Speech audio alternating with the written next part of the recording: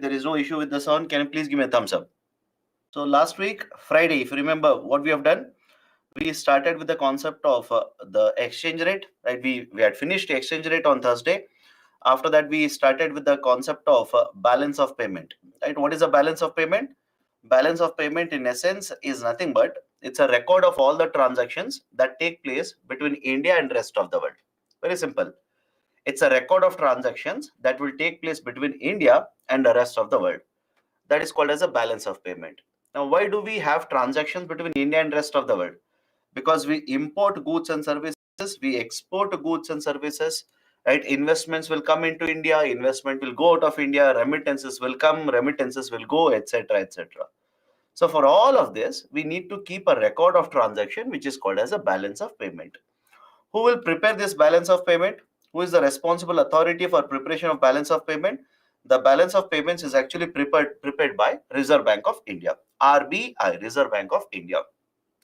Now, in the context of India, we have discussed the concept of balance of trade. Balance of trade, it could be a trade surplus, it could be a trade deficit, it could be a balanced trade. In case of India, right? I hope you remember what do we have? What we generally have? Do we have a balance of trade surplus or trade deficit? Right? If you remember correctly, I said we generally have trade deficit in India. After that, we have discussed a current account deficit and current account surplus, CAD and CAS, CAD and CAS. Now, before I go forward, please do let me know. At this point, I was supposed to make a connection, but please do let me know. If India's current account deficit increases, if the India's current account deficit increases, will it have an impact on exchange rate? Please do let me know. Now, this should be very clear to you. I repeat it. If India's current account deficit increases, will it have an impact on exchange rate? Right. In fact, this was the point that was written in one of the factors of exchange rate. I had forgotten to tell you in the balance of payment, but please let me know right now. If CAD increases, can I say it will have an impact on exchange rate? Answer is simply yes. It will have an impact. How? If CAD increases, it simply means more dollars are going out of India. Simple. The outflow of dollars from India will be higher, which means you're converting more of rupees. You're selling more of rupees in the market and you're purchasing, you're demanding more of dollars. You're selling more of rupees and you're purchasing more of dollars. And as a result of this, will it have an impact on exchange rate? Of course, yes, it will have an impact. Okay. So current account deficit, I had forgotten to tell you this, but yes, with the CAD, it will have an impact on exchange rate. Then we have discussed a balance of payments, complete balance of payments, a surplus and a deficit. Complete balance of payments, surplus and a deficit. Right? That is basically the revenue side. If it is greater than the expenditure side in the balance of payment, it is called as a balance of payment surplus. Otherwise, this is called as a balance of payment deficit. Okay. Now, after that, we have discussed what's a concept of convertibility. Right? I hope you remember this. What is the concept of convertibility? What do you mean by convertibility? How freely are you able to convert your domestic currency into foreign currency and vice versa? I repeat, how freely are you able to convert your domestic currency into foreign currency and vice versa? That is called as convertibility. In case of India, I hope remember this. The current account has full convertibility, whereas the capital account has partial convertibility. And the reason why we have a partial convertibility in the capital account is very simple. We are concerned about the fact that if you have full convertibility, then it could create a lot of volatility, uncertainty in the market whenever the dollars will flow out of India. And that is the precise reason we have partial convertibility in the capital account, whereas in the current account, we have full convertibility. Then we have discussed concept of WTO, World Trade Organization. Before, before we did not have WTO. WTO started operating from 1995. Before 1995, we had basically an agreement called as GATT, GATT, General Agreement on Trade and Tariff, GATT. Now, we established GATT earlier, right? Because we proposed ITO, but there was no consensus to set up ITO. As a result of this, we established GATT. GATT was basically an arrangement. It was a stopgap. It was a temporary arrangement. And over a period of time, many countries joined GATT, but there were certain concerns with GATT. For example, dispute settlement was not appropriate. It was very slow under GATT. It covered only goods, right? It covered very few number of countries, etc. That's a precise reason. 1995. I hope you remember this. That's a precise reason. 1995, we established World Trade Organization. And World Trade Organization, right, has a very nice institutional structure. There is a ministerial conference. Ministerial conference is the highest decision making body. It will meet once every 2 years. Of course, that is not a compulsion, it's a convention. Now, after ministerial councils, we also have general council. General council takes care of day-to-day activities of WTO, and general council will act as a dispute settlement body, and general council will also act as a trade policy review body. After that, we have discussed principles followed under WTO. For example, most favored nation principle. For example, national treatment, etc. After that, we have discussed certain very important agreements under WTO. That is a GATS, General Agreement in Trade in Services. Then we have discussed TRIPS, trade-related intellectual property rights. Then we have discussed TRIMS, trade-related investment measures. Now we are supposed to discuss certain more important concepts under WTO. Let me discuss a dispute settlement. Dispute settlement. Now, before I go forward, did all of you get time to read the set of the articles that are given on Friday? Please do let me know. Did all of you, I know all of you are very busy with UPSC preparation. All of you are very busy with UPSC preparation, but did you get time, right? In the last 3 days, did you get time anywhere to read those articles that I've listed and given to you people? And please do let me know, were those articles relevant for UPSC? Were those articles important for UPSC? Should you have read those articles? Let me know what is your feedback. And before I go forward, some of the articles are not clear. Okay, let them be not clear. What is the importance of clarity? Question is, are you able to read the articles? Right? Question should not be, sir, the HD version is not there. That is not needed for UPSC preparation. Don't worry about HD or non-HD version of the articles. Were they available to you? Were you able to read? That is more important for me. Okay, so I hope you understand these articles are very much relevant. All I'm trying to convey to you people is simple. Only one point I'm trying to convey to you people. You are stuck with Hindu newspaper, and nothing wrong with that. You read Hindu newspaper religiously. But I hope you understand there is a world beyond Hindu also, which you're supposed to cover for GS paper 3. This is all I'm trying to convey to you people. Very simple. You people read Hindu. I don't have any doubt. You read Hindu, right? You revise Hindu, etc., etc. But all I'm trying to convey to you people is there is an economy beyond Hindu also, which is relevant, which is required for you people. Okay. So I hope you have read. If you have not read, please make time and read those articles. Right. So if I'm giving you certain articles, it is for your benefit. Please read them. Now, before I go forward, any article important in today's Hindu newspaper? I did not find any important article for economics in today's Hindu newspaper. Okay. Now, with that caveat, let me start with dispute settlement. Just give me a minute. Just give me a second, right? So I'll be switching off the camera. Just give me a second. Don't panic. Nothing is happening.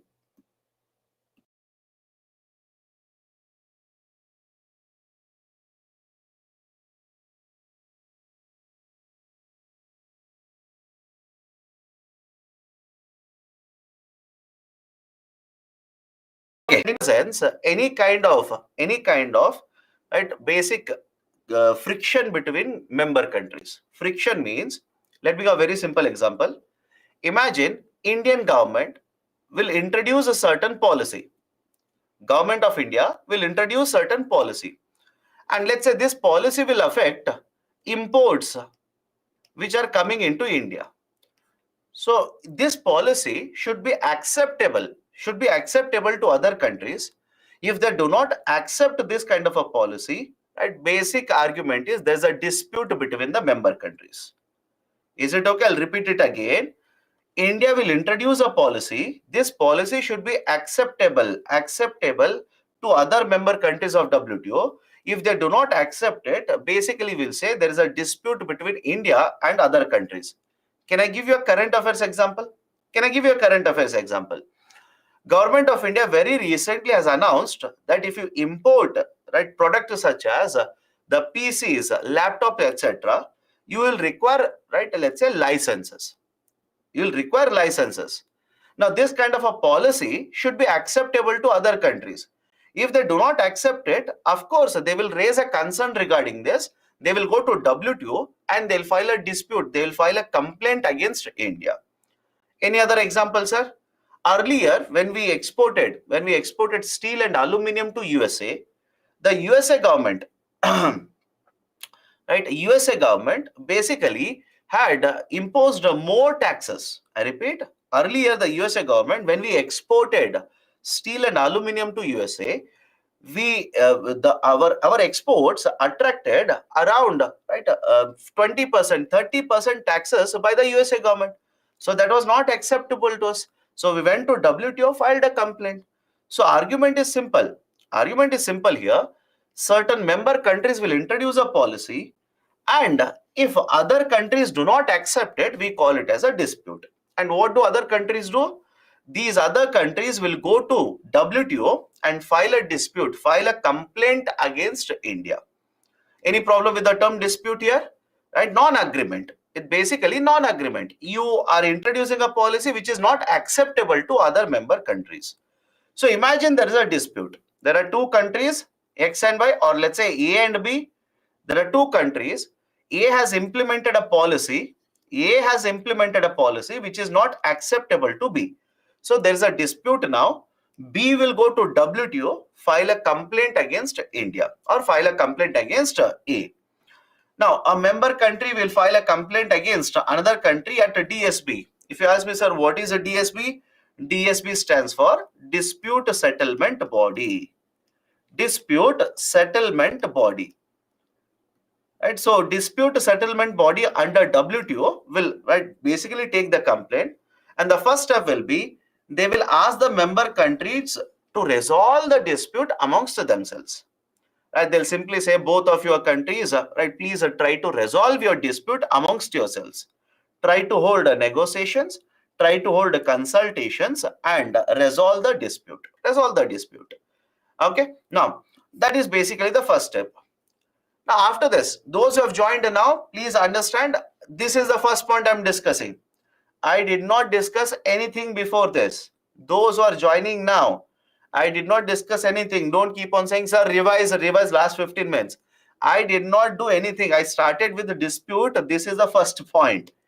Right? Until now, what did you do, sir? I was basically telling you what we covered last week. Right? I was basically telling the others what we covered last week. So this is the first point, right? I have not covered anything before you have joined. So join now. So first point, the member country which will go to WTO file a complaint against another country. And after this, they will ask these member countries, the dispute settlement body will ask these member countries to resolve the complaints amongst themselves. Try to hold consultations, try to resolve that particular dispute. Now, what if both A and B are not able to resolve the dispute? They were not able to resolve the dispute. In that case, what will happen? The dispute settlement body will appoint an expert committee, an expert panel. I repeat, the dispute settlement body will appoint an expert panel. Now, this expert panel will look into the complaint of the country B and basically conduct an inquiry and submit a report. I repeat, this panel will conduct an inquiry. Let's say country B has a complaint against country A. It will basically conduct an inquiry and say whether this policy of country A, whether this is correct or wrong. Now, this is the report that is submitted by panel. Now, let's say hypothetically, the panel says the policy of country A is wrong. I repeat, let's say hypothetically, right, the policy of country A was wrong. Now, please understand this. Against this, country A will be allowed to appeal. The report says country A's policy is wrong. It should not be implemented.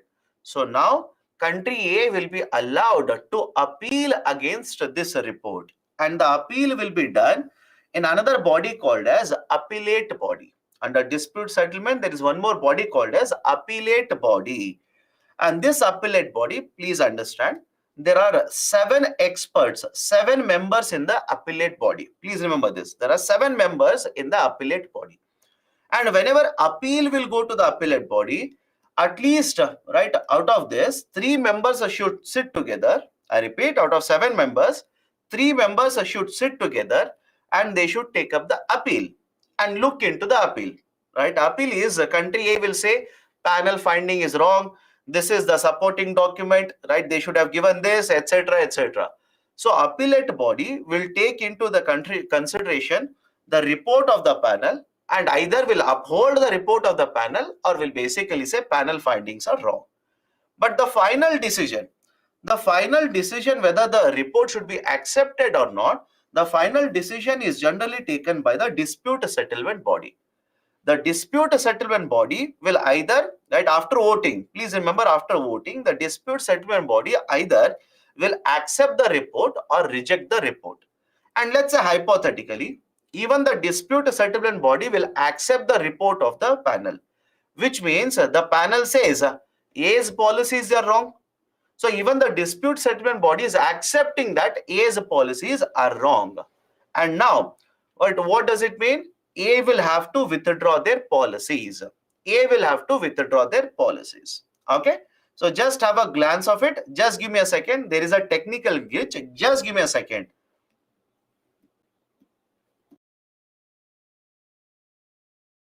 Right. So do not worry about it. Okay. Okay. Now, before I go forward, one more very important announcement. That was right. Basically, the argument. The tomorrow's class. Tomorrow is 15th August. Tomorrow is 15th August. So it's a holiday. So tomorrow there is no class. Right? I repeat. Tomorrow is 15th August. Tomorrow there will be no class. It's a holiday. Right? Don't join tomorrow. Don't join early morning 6 o'clock. Right? Tomorrow you'll wake up early.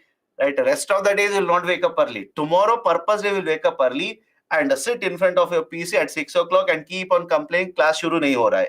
So tomorrow, right? So there is no class. Right? There is no class. It's a public holiday. Okay? Done. Okay, come back to this. This is how the dispute settlement is actually done. Now, in recent times, there is an issue with the dispute settlement under WTO. In recent times, there is an issue with dispute settlement under WTO. What is the issue?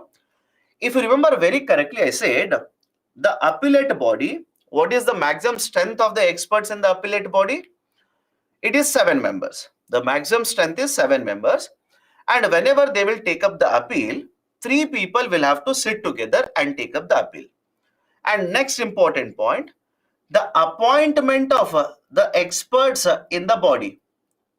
The appointment of experts in the body, the appointment of experts in the appellate body is done through dispute settlement body. And whenever you need to appoint people in the appellate body, argument is very simple. You need consensus. You need consensus. Consensus means what? Everybody should agree to you. You want to appoint, let's say hypothetically, let's say India wants to appoint me as a member to the appellate body. Again, I'm not an expert. Let's say hypothetically, India wants to appoint me as a member to the appellate body. Every other member country in WTO, every other member country should accept it. What if USA government will say, no, we will not allow you to appoint this person? What if China will say, no, we will not allow you to appoint this person? In such a situation, if you do not have any consensus, you cannot make appointments to WTO. That is basically under the appellate body. Any problem with this? I'll repeat the statement. Right? Whenever the members have to be appointed, because these members will have a tenure of 4 years. These people will have a tenure of 4 years. So imagine somebody's tenure is over. Now you want to appoint somebody else into the place of the person. You require consensus of everyone. if you do not have consensus, if there is any opposition by even one member country, appointment cannot be done. Now, what has happened in the recent times? The government of USA has been opposing, I repeat, the government of USA has been opposing appointment of the people to appellate body. And when one country will oppose this appointment, what will happen? Right, basically appointments cannot be done. As a result of this, from 7 people, it has fallen down to 5. From 5, it has fallen down to 3. From 3, it has fallen down to 1. And today, in appellate body, there are 0 people. In appellate body, there are 0 people, means, right, there is nobody in the appellate body. Now, have a look at this. If there are no people in the appellate body, right, imagine USA will take a complaint to appellate body. Can it be resolved? Think of it. USA, right, imagine a panel will find USA's policies are wrong. So USA has to withdraw the policy. Now, USA will take this complaint to appellate body. So now tell me, if there is nobody in the appellate body, can this issue be resolved? No issue cannot be resolved. So the whole process, can I now say the whole process is dysfunctional now? Because of this, the whole dispute settlement process has become dysfunctional, right? Because there is no appellate body, right? Imagine, I'll give you one more example. USA will complain against India, and the panel will say India's policies are wrong. India has to withdraw the policy. Now I will take this panel finding to appellate body. Nobody is there in the appellate body, which means again the whole process will become dysfunctional. The whole process will become dysfunctional, and that is exactly what has happened. So from the last couple of years, many complaints have been taken up to appellate body.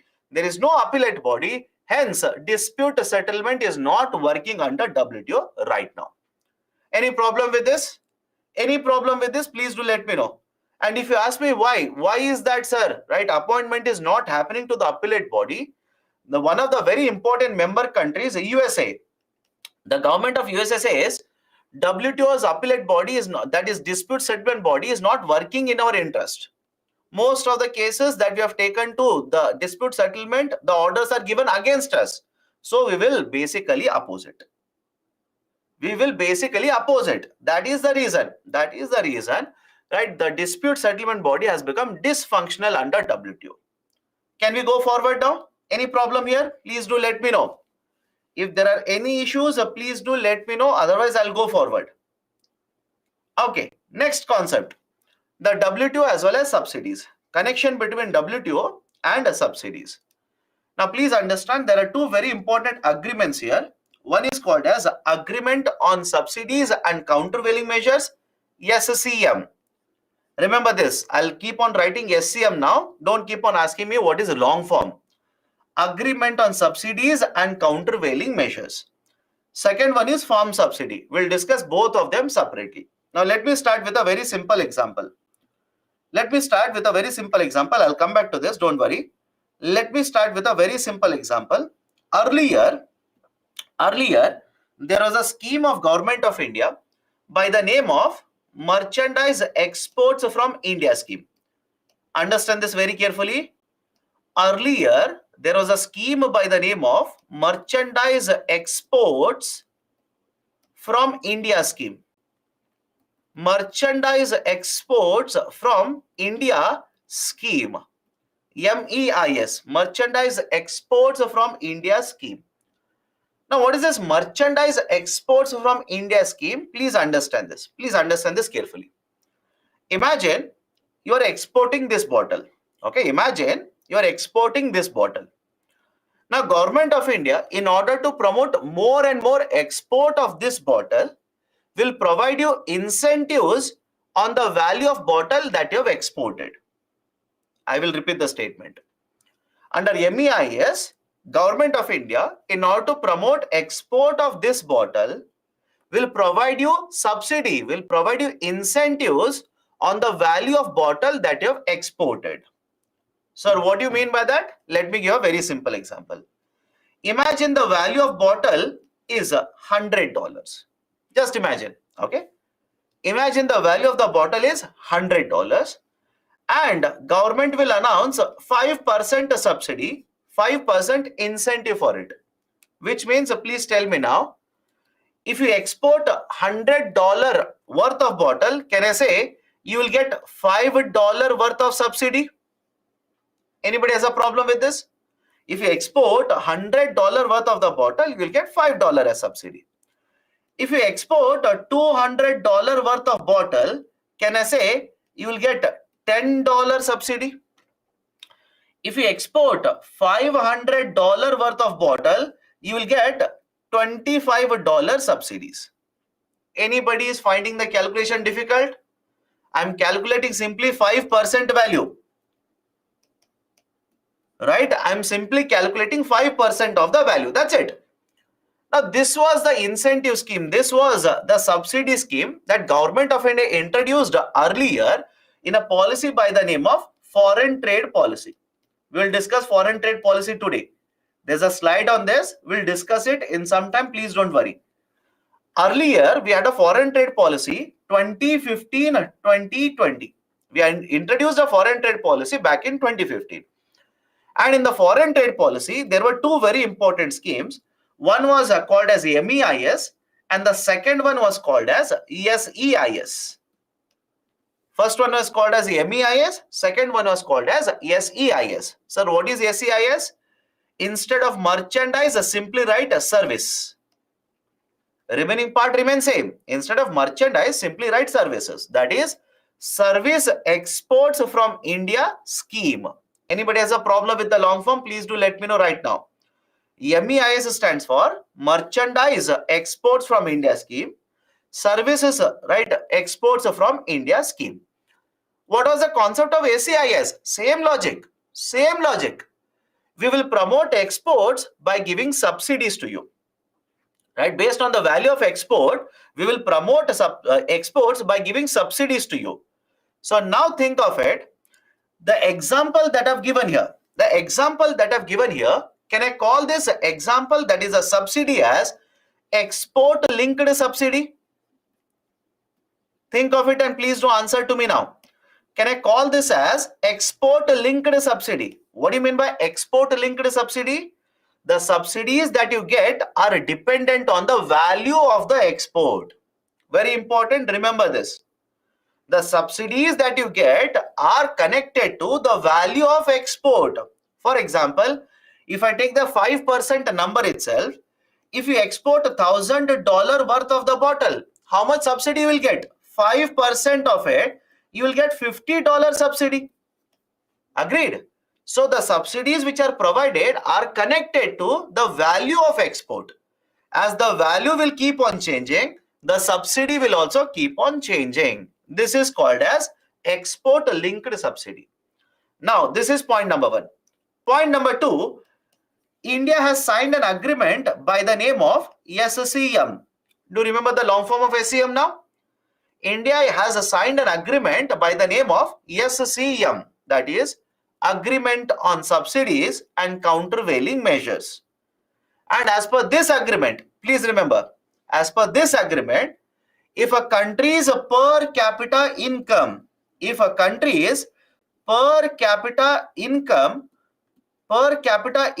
crosses more than $1,000.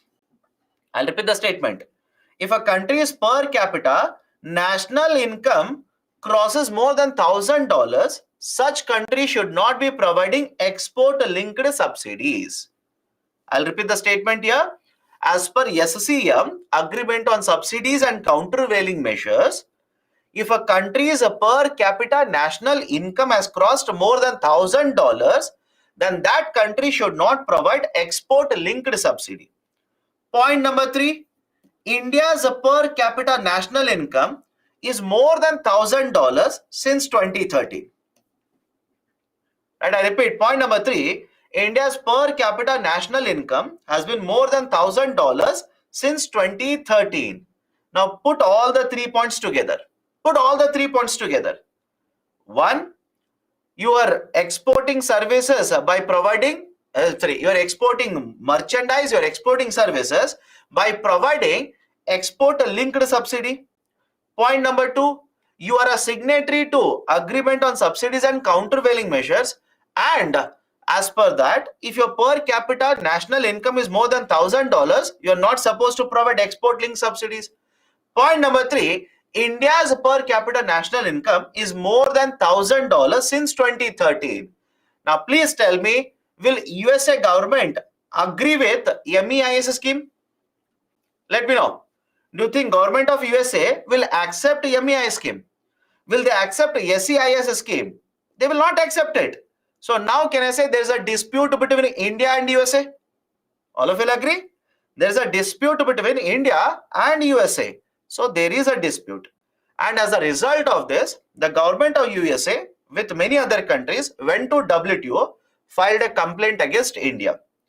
There was a panel which was set up consisting of 3 experts, and the panel found that yes, India is violating the agreement on these subsidies. India is violating WTO principles by providing export linked subsidies. And that is the precise reason. Have you come across this newspaper article? Government of India has suspended both of them. Government of India suspended both MEIS and SEIS. Now we have one more scheme by the name of RODTEP. Correct? Please do let me know. We have one more scheme by the name of RODTEP, Remission of Duties or Taxes on Export Products. Right? All of you okay with what we have discussed so far? Please do let me know. All of you are okay with what I've discussed so far? That is why there is a dispute. If there is a dispute, what will happen under WTO? Right? Why did government of India withdraw MEIS, SEIS? Why RODTEP was implemented? Right, sir, is MEIS applicable now? No, MEIS is not applicable. Is SEIS applicable? No, it is also not applicable. Government has suspended both of them because under WTO there is a dispute, and the panel says India's policies, export linked subsidies, are wrong. That is basically the importance of this kind of an agreement. All of you are okay with this agreement now? Let me know. All of you are okay with this agreement? Agreement on subsidies and countervailing measures. So if a country's per capita national income crosses more than $1,000, you are not supposed to provide export linked subsidies. Right? You're not supposed to provide export linked subsidies. And there is one more point here. Imagine you're manufacturing this bottle and you're exporting. If your value of export, I repeat, if your value of export is more than 3.25% of total export of this bottle in the international market. I will repeat the statement. I'm talking about second point. Right? You're exporting this bottle. Just like you, China will also export. Germany will also export. UK will also export. So when you're exporting this bottle, if the value of your export is more than 3.25% of total global sales of this bottle, then you cannot provide export linked subsidies. You cannot provide export linked subsidies. That is the second point under agreement on subsidies and countervailing measures. Now there is one more agreement on agriculture. We will discuss this when I take up subsidies. Is it okay? I'll repeat it. There is one more agreement, very important agreement on agriculture, AOA, agreement on agriculture, AOA. This we will discuss when I take up subsidies. Trust me, we will discuss this in detail. Please do not worry about it. Okay, do not worry about it. We'll discuss this after some time. Okay, now the concept of economic integration. The concept of economic integration. Now, what do you mean by economic integration? It is a policy of a discriminatory reduction or elimination of trade barriers for members in the group. I'll explain this, just have patience. It is a policy of discriminating in favor of members in the group. So what do you mean by discriminating here? Let me give a very simple example. India will conduct a trade with UAE. India will conduct a trade with Australia, conduct trade with USA, UK, right, etc. Now, question number 1. Please tell me if you're reading newspapers, does India have an agreement with UAE? Does India has India signed very recently a trade agreement with UAE? Again, I've not covered the agreements, I know that, but are you reading newspapers or not? India has a trade agreement with United Arab Emirates. They have. Some of you are saying no, my dear. In this year, it has become very famous. They have this agreement. Second question, has India signed an agreement with Australia? Has India signed an agreement with Australia? Again, answer is yes. India also has a trade agreement with Australia. In fact, because I'm discussing trade agreement with Australia and UAE here, today, right, again, some of you are talking about military exercises. My dear, I'm not talking about military here. I'm simply talking about pure economics. Trade agreement. I'm not talking about military exercises. I'm not talking about strategic alliances. No, I'm purely talking about economics. Trade agreements. India, UAE signed an agreement last year. India and Australia also signed a trade agreement last year. And because I'm talking about India, UAE, India, Australia, today's newspaper, if it is possible for you people, in business line, there's an article on India having trade agreement with UAE as well as Australia. If possible, please do read that.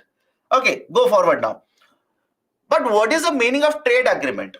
What is the meaning of trade agreement here?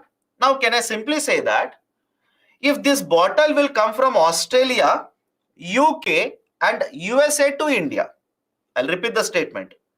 If this bottle will come from UK to India, USA to India and Australia to India. Now, because there's a trade agreement between India and Australia, right, is there a possibility that government of India will reduce the taxes on this bottle coming from Australia to 0%? Let me know. Possibility or not? Simple argument. Because we have an agreement. Understand this. Some of you are not understanding what I'm trying to convey to you people.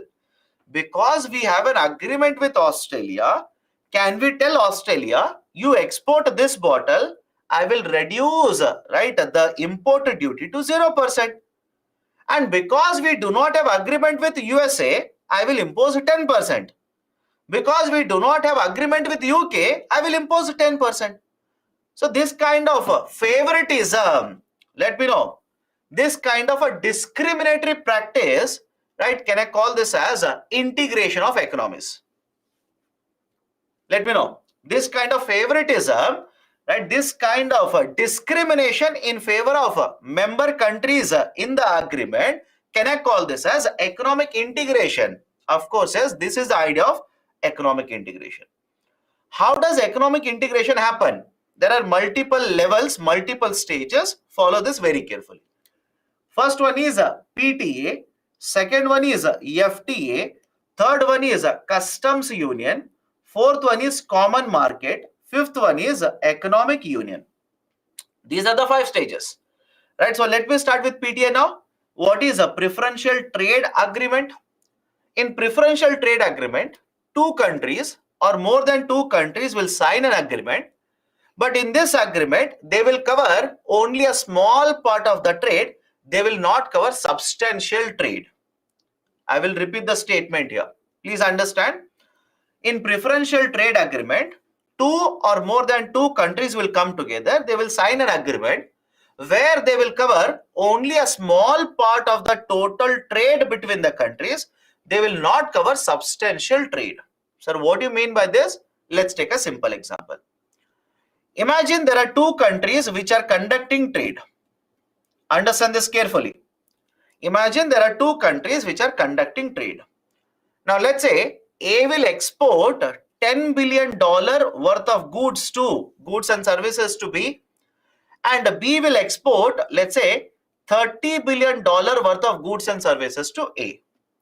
Please do let me know. Can I say total bilateral trade? Total bilateral trade is equal to $40 billion. I repeat. Can I say total bilateral trade is equal to $40 billion? Now let's say both the countries will come together they will cover goods and services worth $5 billion out of this.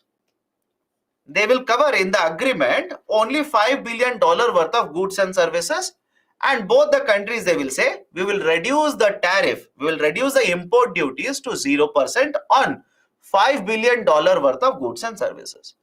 In this example, can I say we are not covering a large part of the trade, we are covering only a small part of the trade in the agreement? Let me know. In this example, total trade is $40 billion, right? But out of $40 billion, we are simply covering in the agreement trade worth $5 billion, which is just a part of the total trade, small part, not a substantial part. On the other side, what if both of the countries will sign one more agreement? Let's say another example, they will sign one more agreement where they will cover, let's say, trade worth $38 billion. Example 1 and example 2. In a second example, can I say most of the trade that is done between both the countries is covered in the agreement?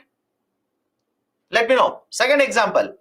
Example 2. In second example, most of the trade that is done between country and country B is covered in the agreement. So in example 1, only a part of the trade. Second example, most of the trade, substantial part of the trade. That is basically the difference between PTA and FTA. In PTA, right, have a look at this. We are not going to cover larger part of the trade. We are going to cover only a part, a small part of the trade. And in case of FTA, substantial means most of the trade that is done between the countries is covered in this agreement. So any recent example of these? India and Chile have a PTA. India and Chile have a PTA. Only a small part of the bilateral trade is actually covered. Whereas India and UAE, more than 90% of the bilateral trade is covered under the agreement. India and Australia, more than 90% of the bilateral trade is covered under the agreement. So can I call these agreements as a free trade agreements? Any problem? Can I call these agreements as a FTAs, a free trade agreements?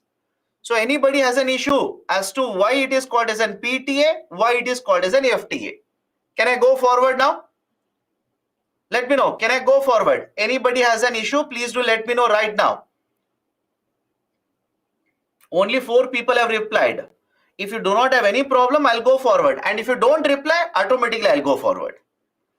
Okay. So now, right, many of you will basically say, sir, but in the context of India and UAE, India and Australia, right, we generally don't come across the term FTA. We come across another term. What is another term? You will come across terms such as SECA and SEPA. Right? In the context of these kind of agreements, you will come across SECA and SEPA. What is this SECA and SEPA? This is Comprehensive Economic Cooperation Agreement. Comprehensive Economic Cooperation Agreement. SECA stands for Comprehensive Economic Cooperation Agreement.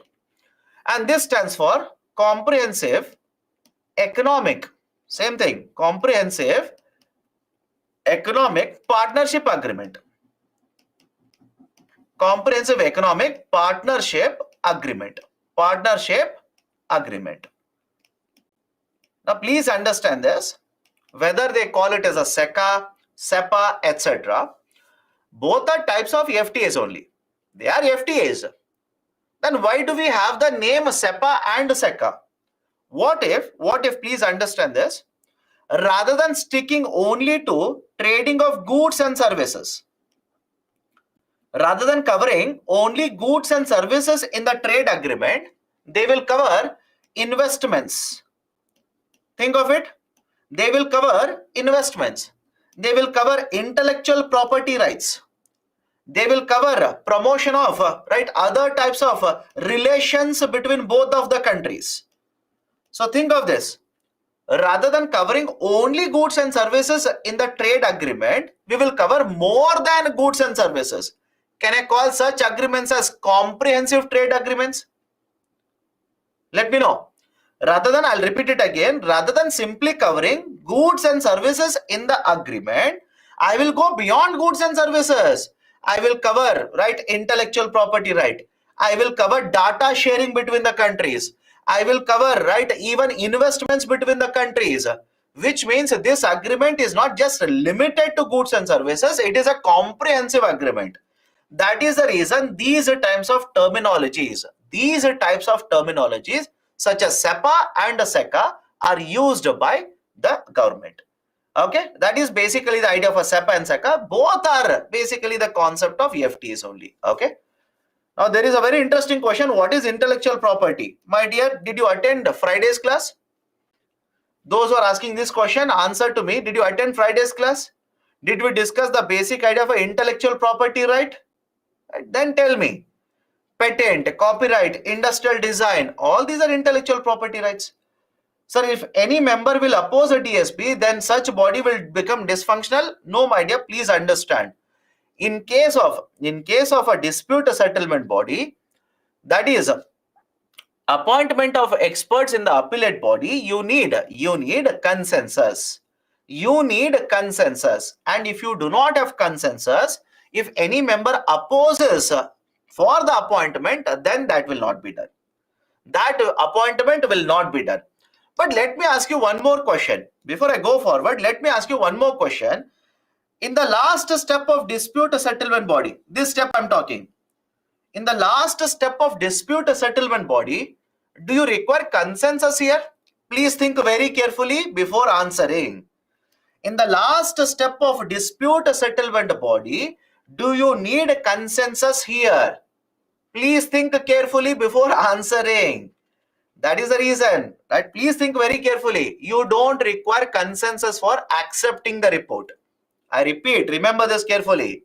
You do not require consensus to accept the report. You do not require consensus. Why? My dear, think of it. Just think of it. Does it make sense or not? That is, let's say US has filed a complaint against India. And now in the dispute settlement body, the question is, the report is against India's policy. Will India accept the report? Vote in favor of the report? Let me know. Will India accept the report and vote in favor of report? No. So if there is a condition that, I repeat, if there is a condition that even in the dispute settlement body, if you require consensus, then trust me, there will be no consensus for the acceptance of the report. Right? No country, whenever the report is against them, no country will vote in favor of it. They will always oppose it. Yes or no? Think of it. Please think of it. If you are a member country, I have complained against you, will you accept the report at dispute settlement body? No, you will oppose it. So if you oppose it, then how can we accept under dispute settlement body? Then even if the whole process is over, right, DSP will become dysfunctional. That is the precise reason at DSP level, that is the last step, you don't require consensus for accepting the report. But on the other side, slightly tricky, remember the next point. If you want to reject the report, then you require consensus. Is it okay? I'll repeat it again. If you want the report to be accepted, you don't require consensus, right? 2 countries will oppose it, 3 countries will oppose it out of 160 plus countries. They will accept it. But if the report has to be rejected, then all the countries, all the member countries will have to vote against the report. That will not happen. Right? Rejection will not happen. Generally, they will accept the report. Okay, that is basically the concept of right, the acceptance or rejection of the report at the level of dispute settlement body. Okay, done. So again, basic idea is in PTA, small part of the trade will be covered. In FTA, substantial part of the trade will be covered. Now, one of the student asked, sir, is there any percentage number so that I can say it is PTA and FTA? My dear, there is no percentage numbers for this. There is no percentage number. right? Even you can check at WTO level, you can check at the Government of India, that is Ministry of Commerce document. They do not have percentages to distinguish between FTA and PTA. They simply say substantial part, most of the trade, if it is covered, they will say it is FTA, right? If lesser trade is covered, they will call it as PTA. Okay, after that, Comprehensive Economic Partnership Agreement, Comprehensive Economic Cooperation Agreement. Both are type of FTAs only. Only difference is in FTA we talk only about goods and services, but in the context of SEPA and SECA, it is beyond goods and services. Many other components will be covered in the agreement. Now let me go forward. Customs Union. Imagine two countries, A and B, have signed FTA. Follow this carefully. Imagine two countries, A and B, have signed FTA, which means they are eliminating barriers, eliminating tariffs for trading between both of them. Now, what if I say next, both of these countries will have common customs policy for all the imports that will come into both of the countries? Think of it. Now, next step is A and B, who are already FTAs, who have already signed agreement. Now, both the countries will have the same policy regarding imports coming into their countries. Can I call this as same customs policy? Let me know. If both of them have the same policy regarding imports, can I call this as same customs policy? This is called as a customs union. Look at it. This is called as customs union. The partner countries, that is a trade partner countries, trade at a zero duty between themselves. Between A and B, they will trade at a zero. But they will have a common tariff structure for other countries. For example, let's say country C is there, country X is there, country Y is there, country Z is there. All of these are exporting goods and services to A and B. Now both A and B will have same policy for customs for all the goods and services coming from C, X, Y and Z. This is called as customs union. Sir, any example of a customs union? European Union. Remember, European Union is the best example for all the three in the slide. It is the best example for all the three. Do not remember multiple examples. Remember one example. As such, you will have to remember so many things. Do not worry about multiple examples. Just remember one example. European Union is basically the example of customs union. Next, common market. Sir, is India, Australia, India, USA an example of customs union? No. Point number one, India, USA does not have any trade agreement. India and Australia, it's a free trade agreement. It's a free trade agreement, right? It's not a customs union. Next, common market. What do you mean by common market? Now, this customs union, right? This customs union, that is country A and B, this customs union will have provisions, will make policies, right? Basically for free movement of labor, free movement of capital between the countries. I'll repeat it. What is a common market? It's a customs union, right? Wherein between these trading partners, people can move freely, labor can move freely, investments can move freely without any conditions or without any restrictions. Any example of this? Again, European Union is the best example. For example, imagine European Union has around 20 countries. Okay, imagine you are a citizen of one of the countries in the European Union. Can you cross the border, right? Search for job in another country which is part of European Union? Of course, yes. You do not require any visa for it. But on the other side, imagine now you want to go from India to USA for search of job. Do you require visa for it? I hope you understand the point I'm trying to make here. So in case of common market, it's a customs union where we will have provisions for the free movement of capital, free movement of people. Whereas in case of right customs union, if it is only customs union, there will be no such facility. If it is FTA, there is no such facility. It is just dealing with a trade. That's it. Right? So common market is this situation. And finally, we have economic union. Now imagine both countries A and B will have only one currency. Both A and B will have only one monetary policy. Will have only one, right? Only one, right? Let's say parliament. Will have only one fiscal policy. Such type of union is called as economic union. And example for this is again European Union. Right, so simply remember one example for all of them, sufficient. And those are asking what is this, what is that? You check it, my dear. There are hundreds of trade agreements across the world. I cannot tell you the distinguishing between all the 100 trade agreements, right? That will itself will take, let's say, 4 or 5 days. So you can check it. So this agreement is what? You check it, you will come to know. So argument is customs union, you will have common customs policy. For imports and exports, the same policy will be followed by trading partners. Whereas in case of common market, the idea of a common market is it's a customs union where you can freely move people across the border. You can move freely the capital across the border without any conditions or restrictions. Whereas in case of economic union, now the customs union will have a common currency, will have a common monetary policy, common fiscal policy, common parliament, that is called as economic union. Okay, right? That is basically the concept of economic union. So this is how economic integration will keep on taking place. Now please tell me, can I say as we move from PTA to economic union, don't you think complexity of the system will keep on increasing? I will repeat the statement. I will repeat the statement. As you keep on moving from the PTA to economic union, don't you think the complexity of the system will keep on increasing? Yes or no? Will it keep on increasing?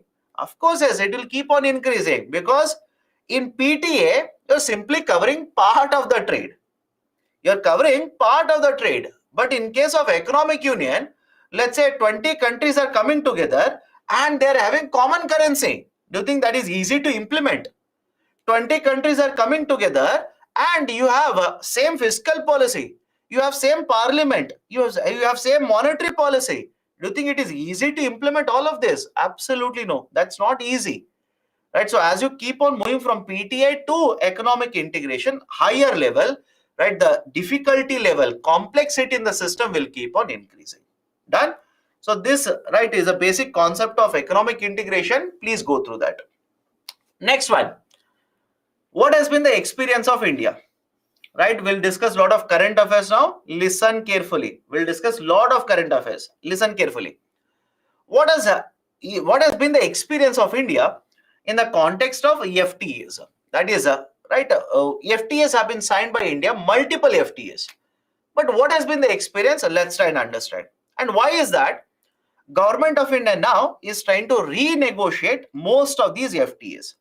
Let's start. As per a Niti Aayog report, India's trade deficit with ASEAN, ASEAN stands for Association of Southeast Asian Nations. India's trade deficit with ASEAN nations has actually increased. Now, what is this point? Let me explain this. Listen to me carefully now. Imagine there are two countries, A and B. Before agreement, imagine A exported, right, let's say $10 billion worth of goods and services to B, and B exported, let's say, $30 billion worth of goods and services to A. What is right, the total bilateral trade here? What is the total bilateral trade? Can I say total bilateral trade is 40 billion? Okay, total bilateral is 40. And point number two, how much is the trade deficit? How much is the trade deficit? Trade deficit is $20 billion. Right, trade deficit is 20 billion. Some of you are making a mistake in CSAT. Right, $20 billion. Right, and which means A has to pay extra $20 billion to country B. Now, let's say after the trade agreement is signed, A's exports to B will increase to $15 billion and B's exports to A will increase to $45 billion. Now question number 1, how much is the bilateral trade after the agreement? Can I say bilateral trade is $60 billion? Bilateral trade is 60 billion. And how much is the trade deficit? Trade deficit is $30 billion. Trade deficit is $30 billion. Now, right, one more question to all of you. Please think of it. When this agreement has been signed between A and B, which of the two countries you think is getting more benefit out of this agreement? Let me know. When this agreement is signed between A and B, which of the two countries do you think is getting more benefit out of this agreement? My dear, some of you are evaluating very wrongly here. Country B is getting more benefit. Don't say both are getting more benefit. How do you say both are getting more benefit when the question is which of the two is getting more benefit? Right? How do you say both? How do you say A? Those who are answering A, please let me know what is your argument, because A is not getting more benefit compared to B here. B is getting more benefit. How? Please look at the increase in the trade. Look at the numbers, no? That's the reason I'm taking numbers to make you understand. Look at the increase in the trade for B. Don't you think B has gained more advantage because of this agreement, because the exports have increased more for country B? So that is the reason B has got more advantage. B has got more benefit in the agreement compared to A. Right? Now, look at this argument and let me know whether this makes sense to you now. India's trade deficit with ASEAN countries between 2011 and 2017 actually doubled from $5 billion to $10 billion. The trade deficit between India and ASEAN doubled from $5 billion to $10 billion between 2011 and 2017, when the total trade also increased from $50 billion to $70 billion. So now tell me, please tell me, is India getting more benefit of this agreement or is ASEAN getting more benefit of this agreement? Right? Don't you think it is ASEAN economies which are getting more benefit of this agreement? Right? We are also getting benefit. I'm not saying we are not getting benefit. We are also getting benefit. But who is taking more benefit out of this agreement? ASEAN. Right? That is a concern for Government of India. And with signing of the agreement, our trade deficit has widened. Our trade deficit has widened from $5 billion to $10 billion. By the way, right, those who are asking, sir, when this agreement was signed? 2010. The agreement was signed in 2010, came into force on 2011. That's the reason the evaluation is from the 11 to 17. Point number 1. Why it has happened? What is the problem? You will understand sometime. Please have patience. Second one, the trade deficit. 21 sectors were covered under the agreement. The trade deficit in 13 of the sectors has actually widened. I'll repeat it. 21 sectors were covered under the agreement. In 13 of the sectors, the trade deficit is actually widened. Next, the FTAs have made imports much more cheaper. Correct or not? When you sign FTAs, you will reduce the taxes on the imports to 0%. So, right, basically the imports have become cheaper. And when imports become cheaper, what will happen to the domestic manufacturers in India? The domestic manufacturers have been affected now. Right, so these are some of the important observations that Niti Aayog says this has happened because India has signed multiple FTAs. What is the reason why we are not able to leverage, why we are not able to get the benefit? You will understand in some time. But any problem with this? Any problem? We have signed trade agreement. As a result of this trade agreement, trade has increased. So has been India's trade deficit. Imports have become cheaper. Domestic manufacturers are getting affected. Right? In many of the sectors which were covered under the trade agreement, the trade deficit has widened. That is basically the concern here. Why? What has happened? What is the problem? Let me make it clear to you why it is happening. I'll go back to previous slide. Please don't worry. First one, in case of India, cost of logistics is higher. Correct? Let me know. We have discussed the issue of logistics multiple times now. Under GST, under transportation, etc., etc. So cost of logistics in case of India is higher. And if the cost of logistics is higher, what do you think will happen to price of the bottle? Tell me now. If the cost of logistics is higher, what do you think will happen to market price of the bottle? It will increase. Export competitiveness will come down. All of you are okay with this? Export competitiveness will come down. Point number one. Point number two, interest rate in the domestic market is slightly higher compared to interest rates in other countries. Meaning what? Let me take a very simple example. Think of it and answer. Imagine there are two countries, A and B. Do not worry about anything else. Focus only on interest rate. Imagine there are two countries, A and B. Right? In country A, manufacturer will take a loan. Rate of interest is 6%. In country B, manufacturer will take a loan. Rate of interest is 4%. Please tell me, because of rate of interest, can I say cost of producing in country A will be higher than cost of producing in country B? Do not worry about anything else. Focus only on the interest rate. Right? Because I'm paying more interest rate in country A, don't you think the manufacturing cost would be higher? That is exactly what I'm saying here. Interest rate is higher. That will also reduce the competitiveness of exports. Third, trade barriers have been increased by many trading partners. Right? Many trading partners have increased trade barriers. What kind of trade barriers? Non-tariff trade barriers. Do you remember tariff as well as non-tariff? Let me know. Non-tariff trade barriers. Right? For example, now, right, what do you think Government of India's policy is regarding importing of PCs, importing of laptops? So if Government of India is going to impose a trade policy like that, don't you think imports into India will come down? Right? Don't you think these kind of barriers, if these are imposed against India's exports will also be affected? All of you are okay with this? Right? If these are imposed by other countries for India's exports would be affected. That is actually what is happening for India's exports. And finally, there is a global slowdown in the last couple of years. Right? There has been issue, right? Thanks to pandemic. There has been a slowdown in many countries. Many countries with whom we have agreements have entered into recession. And even today, many countries are experiencing higher inflation rate. As a result of all of this, right, the demand in their economy has fallen down and our exports to their country has fallen down.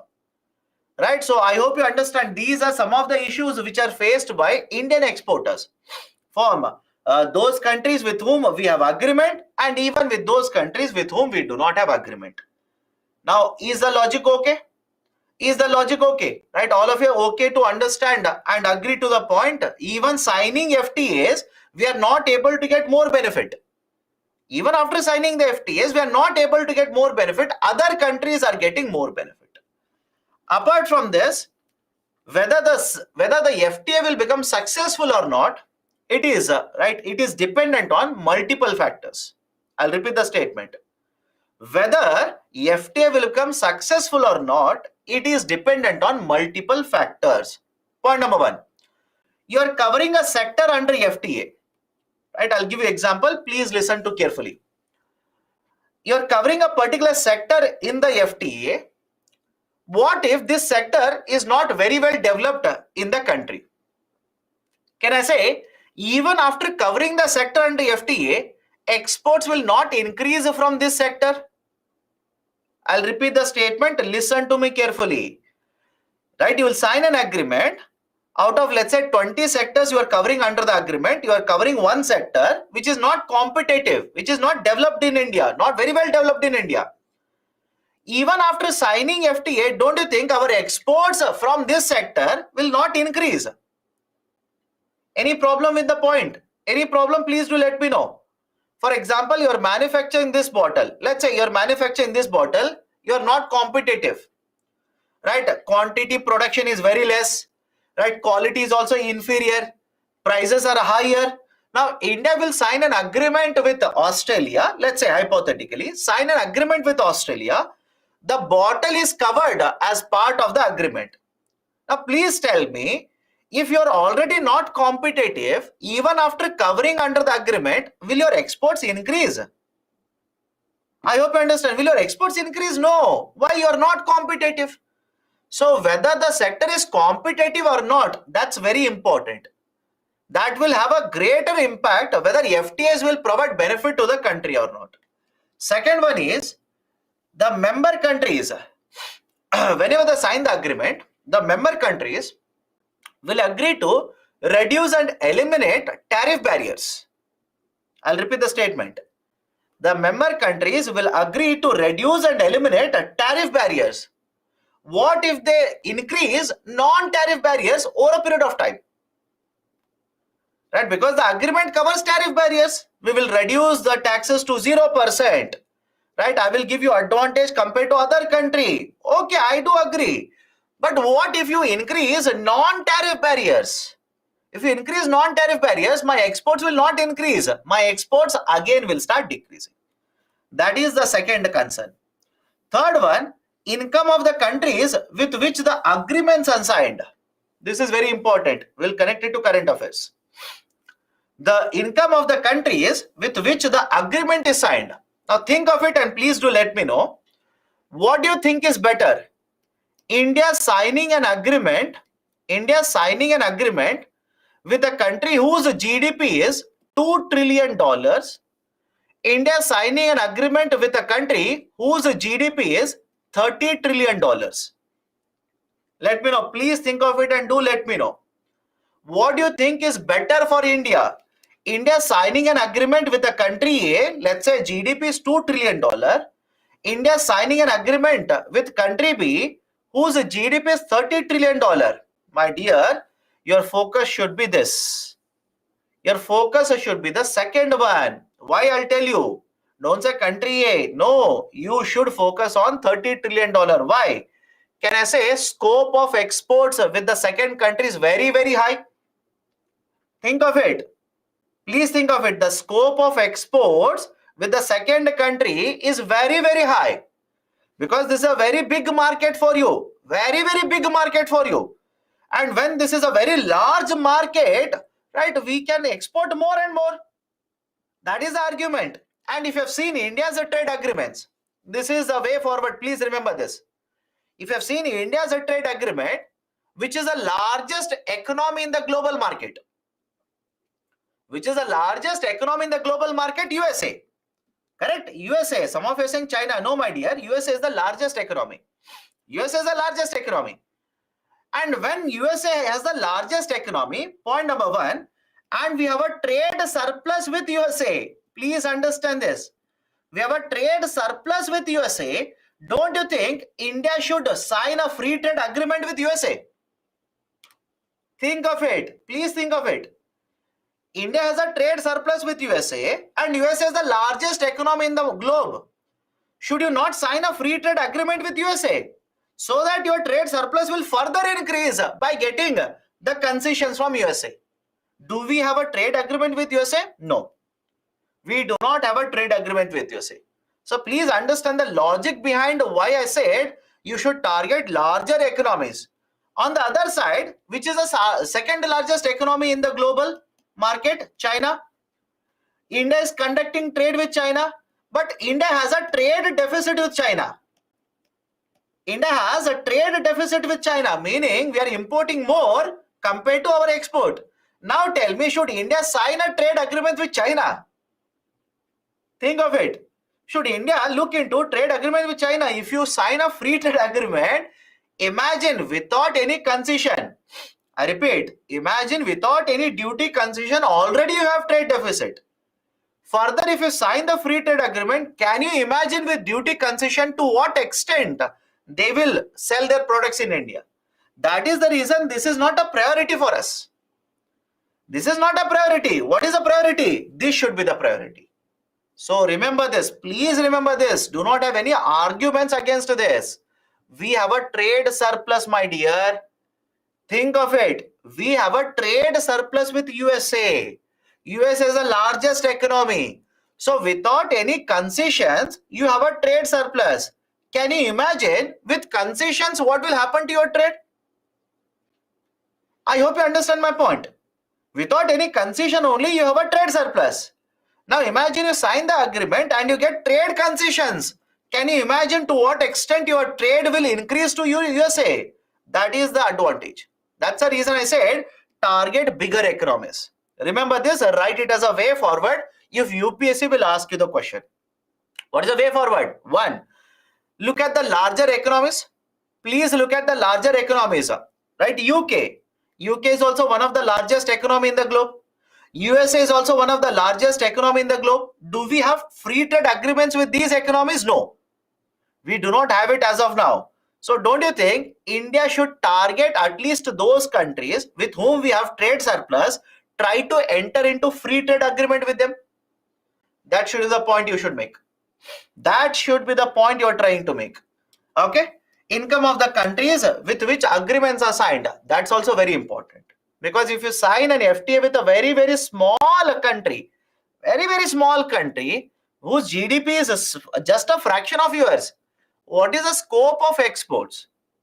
Rather than this, target larger economies. The relaxation provided under the trade agreement and MFN for other countries. Very tricky statement. Let me explain it.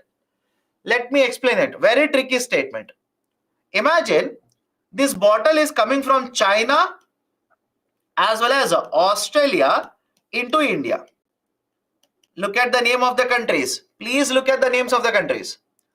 Imagine this bottle is coming from China as well as Australia into India.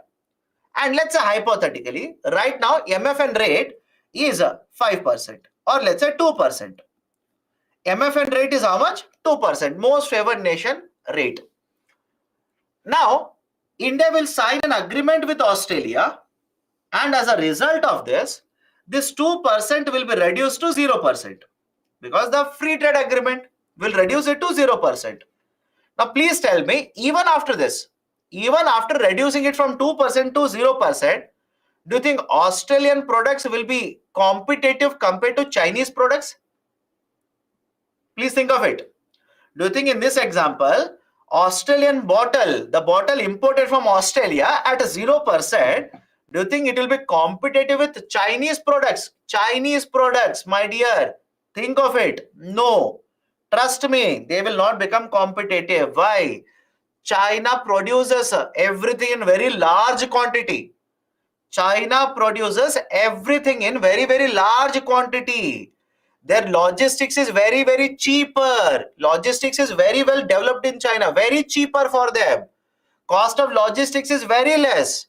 As a result of that, their products, that is the reason in the global market, their products are very cheaper, very competitive in the international market. I'm not focused on the quality of the product. I'm focused on the quantity and the price of the product. So argument is, you might sign an agreement and you will reduce the tariff to 0%. But even there, it may not become competitive compared to other countries because the other countries which are not part of the trade agreement might be having very less cost of logistics, might be having very low rate of interest in their countries, might be having cheaper access to labor, might be having cheaper access to rare metals, rare minerals, etc. So don't you think because of that, you might sign an agreement with Australia, but even then, right, the products or the trade between India and Australia might not increase in certain products. These are some of the factors that you need to consider before signing FTA, before ensuring FTA will become successful or not. Done? So these are certain points. Please be very careful. All of these are connected to current affairs. All of these are connected to current affairs. Now we have seen there are problems. We have seen there are problems of India's exports. We have seen there is a scheme that is also problematic, that is MEI scheme. So what is the solution then? What has been done by the government? Let's start. Point number one, I'm discussing reforms now. Point number one, government has introduced a new scheme by the name of RODTEP. Right? And listen to the scheme very carefully. I'll ask you a question after this. Right? RODTEP scheme. Long form is remission of duties or taxes on export products. That is RODTEP. But what is the meaning of RODTEP? What is the benefit? Let me explain this to you. imagine you're manufacturing this bottle. Okay, imagine you're manufacturing this bottle so that you can export the bottle to foreign market. Now, when you manufacture this bottle, let's say you'll purchase 3 raw materials. Listen to me very carefully. You'll purchase 3 inputs, A, B, and C. You'll purchase 3 inputs. Now, let's say when you purchase A, you'll pay a tax of 10 rupee. When you purchase B, you will pay a tax of 20 rupee. And when you purchase C, you'll pay a tax of 5 rupee. Simple numbers. Take simple numbers. So you'll purchase A, B, and C and pay a tax of 10, 20, and 5 rupees. Point number 3. Let's say both B and C are covered under GST. Both B and C are covered under GST, Goods and Services Tax. Now, point number 4. Think of it and please do answer to me. If B and C are covered under GST, when you decide what is the market price of the bottle, will you consider the taxes that you have paid on B and C? Please think of it. I'll repeat it again. B and C are covered under GST. So next question is, when you consider, right, to decide the market price for the bottle, will you include the taxes that you have paid on B and C? Let me see how many of you remember what we have discussed in the earlier weeks. You should not include.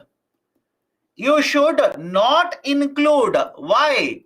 My dear, please let me know. Do you remember concept of input tax credit or not? Do you remember concept of input tax credit? Whatever taxes you pay on the inputs, provided it is covered under the GST, will you not get the credit of it? Will you not get it back? Of course, yes, that is input tax credit. So if 25 rupees given to you, if 25 rupees credit is given to you, why will you count 25 rupee in deciding the market price? Right? I hope you understand. You will not count it. On the other side, the product A, it is not under GST. It is not under GST. So when it is not under GST, is it okay if I say you might end up paying this tax at local level, that is at, let's say, municipalities? You might be paying this particular tax to the state government. You might be paying this particular tax to even central government. Doesn't matter. Whether you're paying to the local government, state government, central government, doesn't matter. What is the matter here? Matter is it is not covered under GST. And because it is not covered under GST, will you get input tax credit of 10 rupee? Think of it. Will you get input tax credit of 10 rupee? You will not get it. Or some of you are saying yes. How my dear? This is very bad in fact. Why? This is my 4th week. We have discussed this, all of this in the 2nd week. All of this is over. I'm not introducing anything new to you. Please open taxation chapter and have a look at it. If something is not covered under GST, why will you get input tax credit on it? Why will you get input tax credit? You will not get it. Means what? Right? Understand this. If you decide the market price of the bottle to be 100 rupee, can I say out of 100 rupee, there is a tax of 10 rupee here? Let me know. I'll repeat it again. If you decide the market price of the bottle to be 100 rupee in this example, can I say out of 100 rupee, 10 rupee is because of the taxes? Any problem? And now if you export this bottle at 100 rupee, can I say in the market price 10 rupee is the tax, and this 10 rupee is called as embedded tax. Embedded means inserted. This is called as embedded tax. Any problem here? The 10 rupee which is part of the 100 rupee. 100 rupee is the market price. So the 10 rupee, I'll refer to this as embedded tax. Now simple question to you people. If there is an embedded tax in the market price, do you think your export competitiveness will be higher? Think of it. If there is embedded tax in the market price of the product, do you think your export competitiveness will be higher? No, right? It will have lesser export competitiveness. On the other side, what if government says, whatever is the embedded tax, I will return it to you. Think of it. I'll repeat the statement.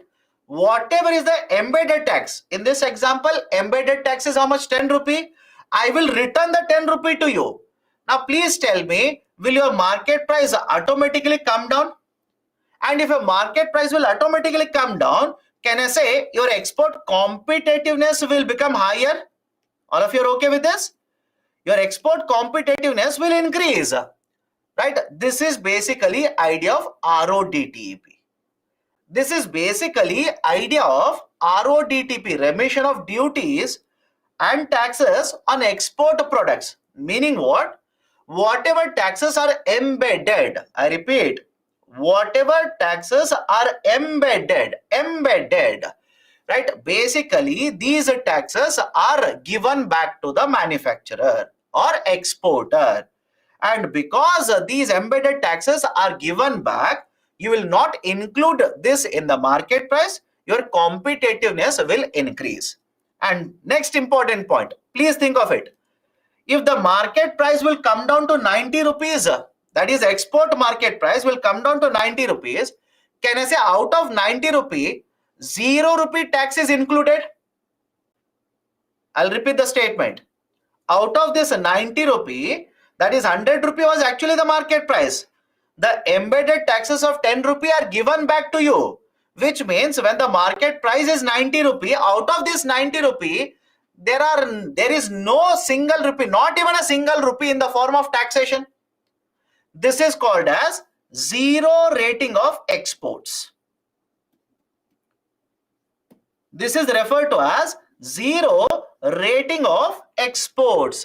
That is the out of 90 rupee market price, 0 rupee taxes are there. There are no taxes in 90 rupees.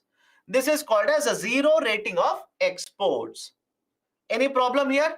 This is the beauty of RODTEP. Now, please understand the next point as well. Right? Let me explain this. Understand the next point as well.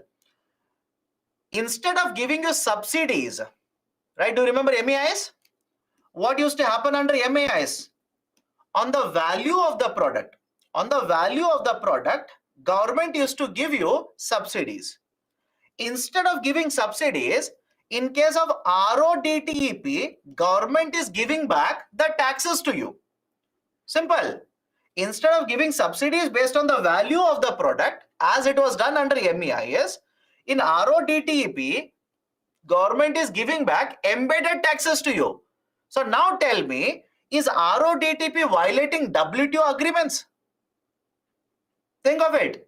Is RODTEP in any ways violating WTO agreements? It is not violating any WTO agreement. Some of you are saying yes. How? Tell me. Those who are saying yes, tell me how. Don't simply say yes. How? You tell me. Why? I will say no. Why?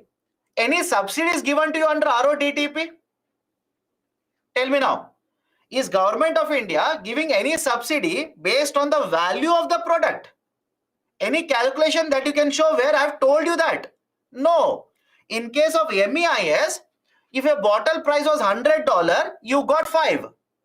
If bottle price 500, you will get 25. If bottle price becomes 1,000, you will get $50. But here in RODTEP, government is not giving subsidy to you. Government says you paid taxes, but you did not get ITC on it. So I will return that particular tax to you. So where is the violation of WTO guidelines here? Right? That is the precise reason Government of India has suspended MEIS and is giving RODTEP now. Is giving right the embedded taxes back right under RODTEP. Any problem here? Any problem here? Can we go forward? How this is calculated? There was a committee set up, GK Pillai committee. Remember this. There was a committee set up, GK Pillai committee. GK Pillai committee has given recommendations for what product, how much embedded taxes are there, how they should be provided back. right? There is a system which has been implemented based on the recommendations of GK Pillai committee. Done? Any other problem? How this embedded tax is calculated? That's what I'm telling you now. That's what I'm telling you. Listen to me. There was a committee set up, GK Pillai committee. GK Pillai committee has given a framework. How you are supposed to calculate, right? For one product to another product, the number will vary. All of you are able to understand this, right? You cannot have a single number for all the products. From one product to another product, the number will vary. So recommendations have been provided which have been accepted by the government of India. Okay. Any other question? Input tax will be credited to my account when I will collect output. My dear, that you are talking when you are selling within the domestic market. Right? You are arguing, sir, I will get input tax credit only when I will sell the product, get the money and give the tax to government. That is applicable when it is going to happen within the domestic market. Now, simple question to you. If you want to export this bottle to USA more and more, what is more favorable? You will export with the taxes on it or without the taxes on it? You think of it. Let me know. You will export this bottle to USA. And of course, we want to export more of the bottles. What makes sense to you? Should you export the bottle with the taxes, that is the prices including taxes, or prices excluding taxes? You should exclude taxes. You should not impose any taxes. That's the reason generally the policy is that when we export, we will not impose taxes. When we import, we will impose taxes. Right? Until and unless that is required, when you export it, you will not impose taxes. You will try to export it without taxes on the product. Okay, done? From where does the 10 rupee come? My dear, let me give a very simple example. Imagine this is petrol. Now tell me. Please tell me now. Imagine this is petrol. Do you think the taxes that you pay on the petrol, you will get ITC on it? Now this should be very clear to you. Let me know, right? Those are asking questions, etc., etc. Let me know. Imagine this is petrol. Product A is petrol. Will you get ITC on taxes that you have paid on petrol? Anybody in the classroom who says, sir, yes, I got ITC on petrol, please do let me know, my dear. Right? I will also file as you have filed to the same government as you have done. Because petrol, we do not have GST on it. What about electricity? Think of it. What about electricity? The charges, the taxes which are collected on electricity, government, that it has not covered it under GST. So there are so many products, right, or goods or services which are not covered under GST even today, which means you might be paying the taxes to the local government or the center or state, which will not get ITC. I will call that as embedded taxes. That's it. Now, next point, next important point. Follow this very carefully. There is a term called as SCRIP. There is a term called as SCRIP, duty credit SCRIP. Understand this concept? Slightly tricky, understand it. There's a term called as a duty credit SCRIP. Now the duty credit SCRIP was issued earlier under MEIS, SEIS, is issued under RODTP as well. I will repeat the statement. The duty credit SCRIP was issued earlier under MEIS, SEIS, and is issued under RODTP as well. Now you will ask me, sir, what is this duty credit SCRIP? Think of it. Example 1. Example 1, please have a look at it and tell me, in this case, how much subsidies are given to me by the government? Please look at the PPT now and tell me, how much subsidies are given by government to me if I'm exporting the bottle? $5. Okay, 5%, that is $5. And in this example, how much embedded taxes will have to be given back to me by the government? 10 rupee. This example. I'm talking about this example now. 10 rupee. So whether it is $5 or 10 rupee, please understand, cash is not given by the government. I will repeat the statement. Cash is not given by the government. Right? Whether it is under RODTP or MEIS, SEIS, cash will not be given by the government. What they would do is, they will issue a certificate. what they will do is they will issue a certificate, and this certificate was called as a duty credit scrip. And what is basically the idea of a duty credit scrip? Let's say hypothetically, I have been issued, in this example, I have been issued a duty credit scrip of 10 rupee. Right? The certificate value is a 10 rupee. Now, tomorrow, if I import something, I will have to pay taxes to Government of India. All of you are okay with this? Tomorrow, if I import something, I'll have to pay taxes to Government of India. Now, let's say I will have to pay 10 rupees to Government of India. So instead of paying cash from my pocket, I can simply use this duty credit receipt to pay taxes to government. Please do let me know. Anybody is finding this difficult? I'll repeat it again. Under SEIS, MEIS as well as under RODTEP, government will give certain money to you. They will give certain money, but not in the form of cash, in the form of duty credit scrip. And the use of the duty credit scrip was, when you import something, you'll have to pay taxes to government. So instead of paying taxes, you can directly use this duty credit scrip to pay taxes to government. This is basically the idea of a duty credit scrip. Now, if you're still confused, have you heard of Sodexo coupons? Let me know. Have you heard of Sodexo coupons? Very, very famous earlier, not so much today. Sodexo coupons. Right? Sodexo coupons are basically, right, coupons. Coupons means certificates. Right? If you purchase something from the market, instead of paying cash, they used to pay in the form of Sodexo coupons. Now, is it relevant for UPSC? Absolutely no. Absolutely no. Don't worry. But it is also similar concept. So argument is simple. Government will issue duty credit scrip. You will use it when you have to pay certain taxes to government. Now, some of you will say, sir, you say I can use a duty credit scrip, right, to pay taxes when I import the product. What if I'm not importing anything? What if I'm not importing anything?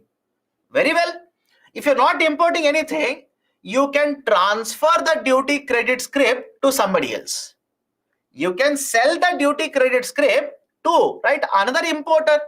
So they will take the duty credit scrip, they will pay the money to you, and when they will import it, they will use the duty credit scrip to pay the taxes. That's a basic idea. Now, point number 2 in regards to this. Point number 2. Earlier, I repeat, earlier, duty credit scrips were physically issued. Can I say this is physical duty credit scrip? Please do let me know. Can I say this is a physical? Physical means in physical form, the scrip has been issued. But now under RODTEP, they're not issuing a physical duty credit scrip. They're simply issuing it in digital form. Digital form means what? You will have an account with the DGFT. There is an authority, please remember, there is an authority by the name of Directorate General. Directorate General for Foreign Trade. Very, very famous. Director General for Foreign Trade. DGFT. Right? There is an authority of for promoting foreign trade, DGFT. Okay, now any exporter or importer will have an account. They will have an account with the DGFT. Into this account, these digital scripts will be transferred. Right? That is basically the idea of a duty credit scrip. The credits can be issued and credits can be used to pay basic customs duty on imported goods or transferred to other importers. The government had set up earlier GK Pillai committee, which has recommended the methodology as to how right, the embedded taxes should be calculated, and they have given recommendations on it. The embedded taxes, that is basically those taxes which are not exempted, which are not getting refunded, will be refunded under the scheme. That is the beauty of RODTEP. And this scheme will cover those embedded taxes which are paid at the central level, state level, as well as union level, local level. Right? So this is basically idea of RODTEP. Any problem? And before I go forward, think of it. Can I say if I'm moving, I'll repeat the statement. If I'm moving from MEIS to RODTEP, if I am, right, suspending MEIS and I'm introducing RODTEP, can I use a statement from subsidies, that is from incentivization system to remission system? Let me know. From the situation where I used to incentivize, now I'm remitting. Remitting, man, means giving. I'm remitting back the taxes. So earlier I used to incentivize, I used to give subsidies. Now I'm not giving subsidies. I'm simply returning the embedded taxes to the exporter. This is very important. Why? When I take up FTP, this statement will be used in FTP. Right? In foreign trade policy, they are using this statement. There, don't ask me, sir, what is the meaning of incentivization? What is the meaning of remittance, etc. Right? This is the reason why they will use the statement. Okay, done. So this is one very important reform, right, regarding promotion of exports. Can you repeat embedded taxes? I'll repeat it again. Simple logic. Listen carefully. I will repeat embedded taxes. You'll purchase a lot of inputs. And when you purchase a lot of inputs, you'll pay taxes on them. Some of the taxes are covered under GST. You will get the credit of it. You will get the tax back. But for some of them, you could have paid to the state government, central government, or local government.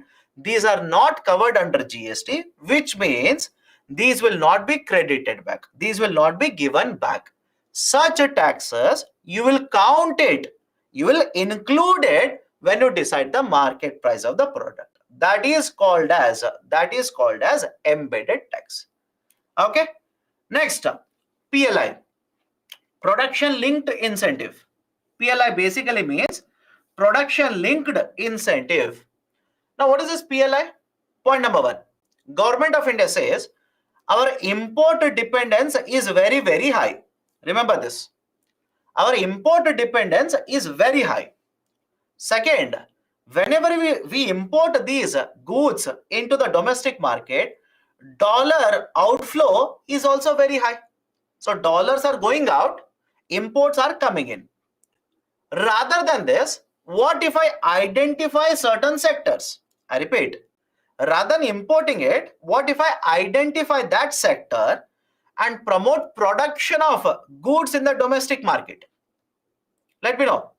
Rather than importing it, what if I identify this sector and provide certain incentives to promote production of same goods in the domestic market? For example, sir, what do you mean by this? Until couple of years ago, we used to import mobile phones into India. Correct? Lot of imports. Until couple of years ago, we used to import lot of mobile phones into India. Now, Government of India says, rather than importing, what if I promote production of mobile phones in India? So point number one, if they will promote production of mobile phones, can I say import dependence will come down? Let me know.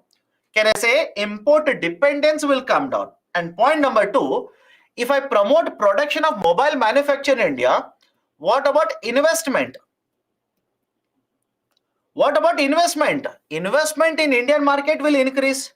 Third point, rather than importing, I will start exporting now. So can I say it will add to inflow of dollars into India? It will add to inflow of dollars. We'll start earning rather than spending on mobile phones as Indian economy. Right? We will export, we will bring dollars into India. What about employment generation? What about employment generation? Of course, yes, we'll be able to generate lot of jobs because of this. These are basically the objective of production linked incentive. These are the objectives of production linked incentives. Under PLI, the objective of Government of India is very simple. As of now, they have identified 14 sectors. Okay, they have identified 14 sectors, 14 industries. And Government of India says in these 14 industries, we will promote production of the goods. Goods, mind you, services are not covered as of now. We will promote production of goods so that our import dependence will come down. Rather than importing this, we'll produce and start exporting. Investment in India will increase, right? We will be earning lot of dollars because of this, and we will also be able to generate a lot of jobs because of this. That is essentially the concept of production linked incentive. Now, please understand the next point as well. How will the government of India promote investment? Why should the private sector invest here? Government says, I will provide incentives. Very simple. I'll provide incentives. And please remember this, the amount of incentives that are going to be given by the government is not fixed, is not the same for all the 14 industries. From one industry to another industry, it could be 3%, it could be 5%, it could be 4.5%. From one industry to another industry, the incentive provided will change. Do not by heart incentive numbers.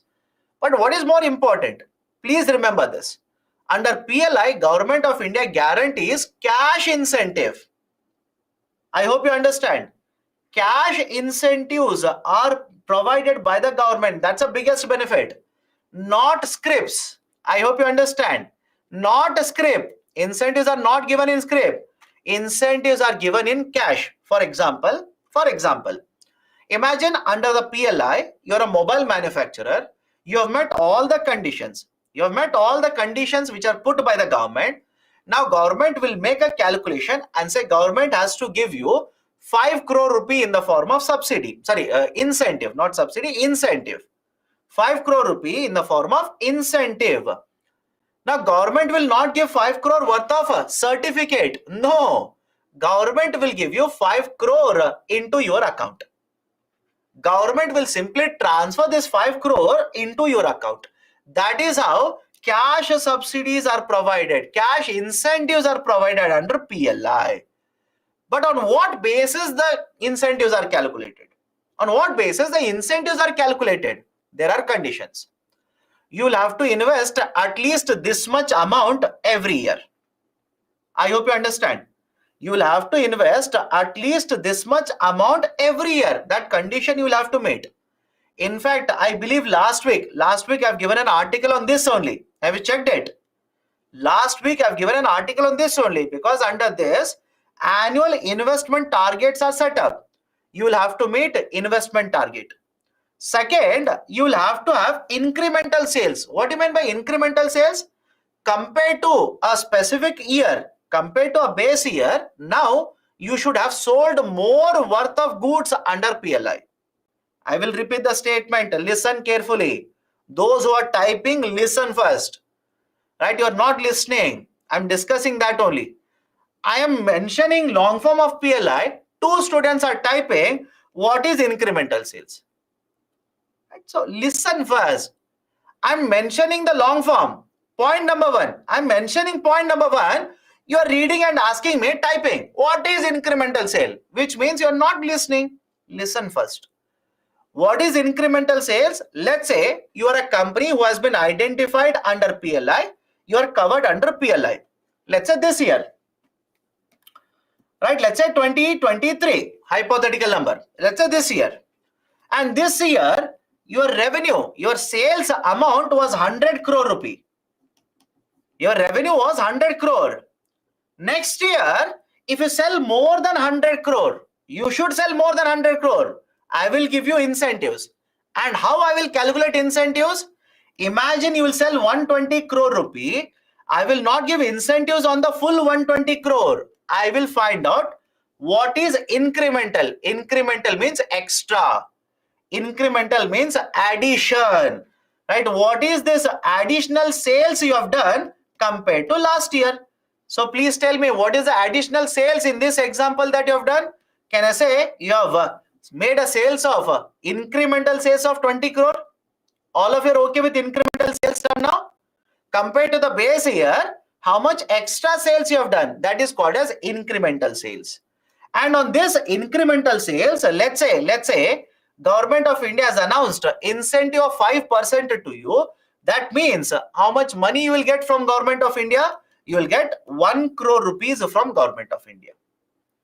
All of you okay? Or some of you are calculating wrong. 20 crore rupee 5%. 20 crore rupee 5%. My dear, it's a simple multiplication. 20 crore into 5. 5 into 2, 10. Right? Divided by 100. It should be 1 crore. I hope you understand. Simple CSAT calculation. Some of you are saying it should be 2 crore, it should be 2.5. No, it is 1 crore only. So 1 crore, government will provide this, transfer this into your account. Right? This is basically the concept. This is basically the concept of, right, production linked incentive. Any problem with this? Any problem? Sir, but the parameters are for cash incentive. How government will calculate normal incentive?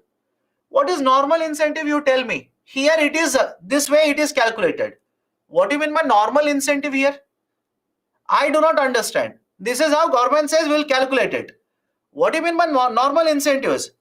Right? So basically this is how cash incentives are calculated based on incremental sales. Okay.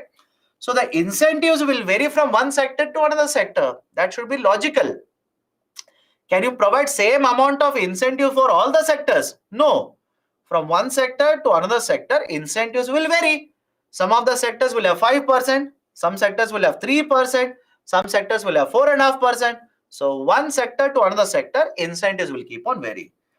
PLI was launched covering 3 industries. Today, it is covering 14 industries. PLI was launched initially covering 3 industries. Today, it is covering 14 industries. Right? That is basically the concept of production linked incentive. Sir, what is the difference between incentive and subsidy? Subsidy, right? Understand the basic difference is incentives are generally associated with your performance. Incentives are connected to your performance, whereas subsidies are not connected, may or may not be, right? May or may not be connected to your performance. For example, PM Kisan scheme. Please tell me. PM Kisan scheme, all of you heard of it? Pradhan Mantri Kisan Samman Nidhi. Have you heard of this or not? So under PM Kisan scheme, do you think government will give you 6,000 rupee based on the performance of the farmer? Under the scheme, 6,000 rupees given. Right? For every farmer, government gives 6,000 rupee. Do you think government will calculate, okay, farmer 1, this person worked all the 365 days last year, so give him more. Farmer number 2, very lazy farmer, he has worked only 6 months, don't give, right, more money to him. No way. Right? So subsidies are generally independent, generally, because there are certain types of subsidies which are given based on performance also. I'll come to that. Right? So generally subsidies are independent or may not be dependent on the performance, whereas incentives are dependent on performance only. For example, many of you might be working in a company. Correct? Many of you might be working in a company. Don't you think the incentives that are going to be given to you this year will depend on how much work you have done? I hope you understand. Incentives are connected there that way. Okay, now, right, this is basically the argument of PLI. On paper, it looks very nice. On paper, PLI looks very nice. But are there any concerns regarding this? Yes, there are concerns. Point number 1, right? Under PLI, we want, right, the goods to be produced in India. Rather than producing, what if the good is assembled in India? Think of it. This is a concern now for Government of India, a bigger concern. Under PLI, our argument is we will produce goods in India. Rather than producing, what if the good is assembled in India? That is happening. Can I give you a context here? Mobile manufacturing, mobile assembly by Chinese companies. Mobile manufacturing by Chinese companies. There is an allegation which has started now. These Chinese manufacturers, they are not producing mobile in India. What they are doing is they are simply importing the components from China and they are assembling the product in India. All of you understand the term assembly or not? Please do let me know. Right? All of you understand the term assembly? For example, sir, what do you mean by assembly? Right? I'll give a very simple example. Right? Let's say this is a product. So there are 2 parts to the product. All of you agree? There are 2 parts to the product. Manufacturing means I will manufacture the bottle in India. Cap in India, and I'll manufacture the lower part. Then I will fit it together and sell it.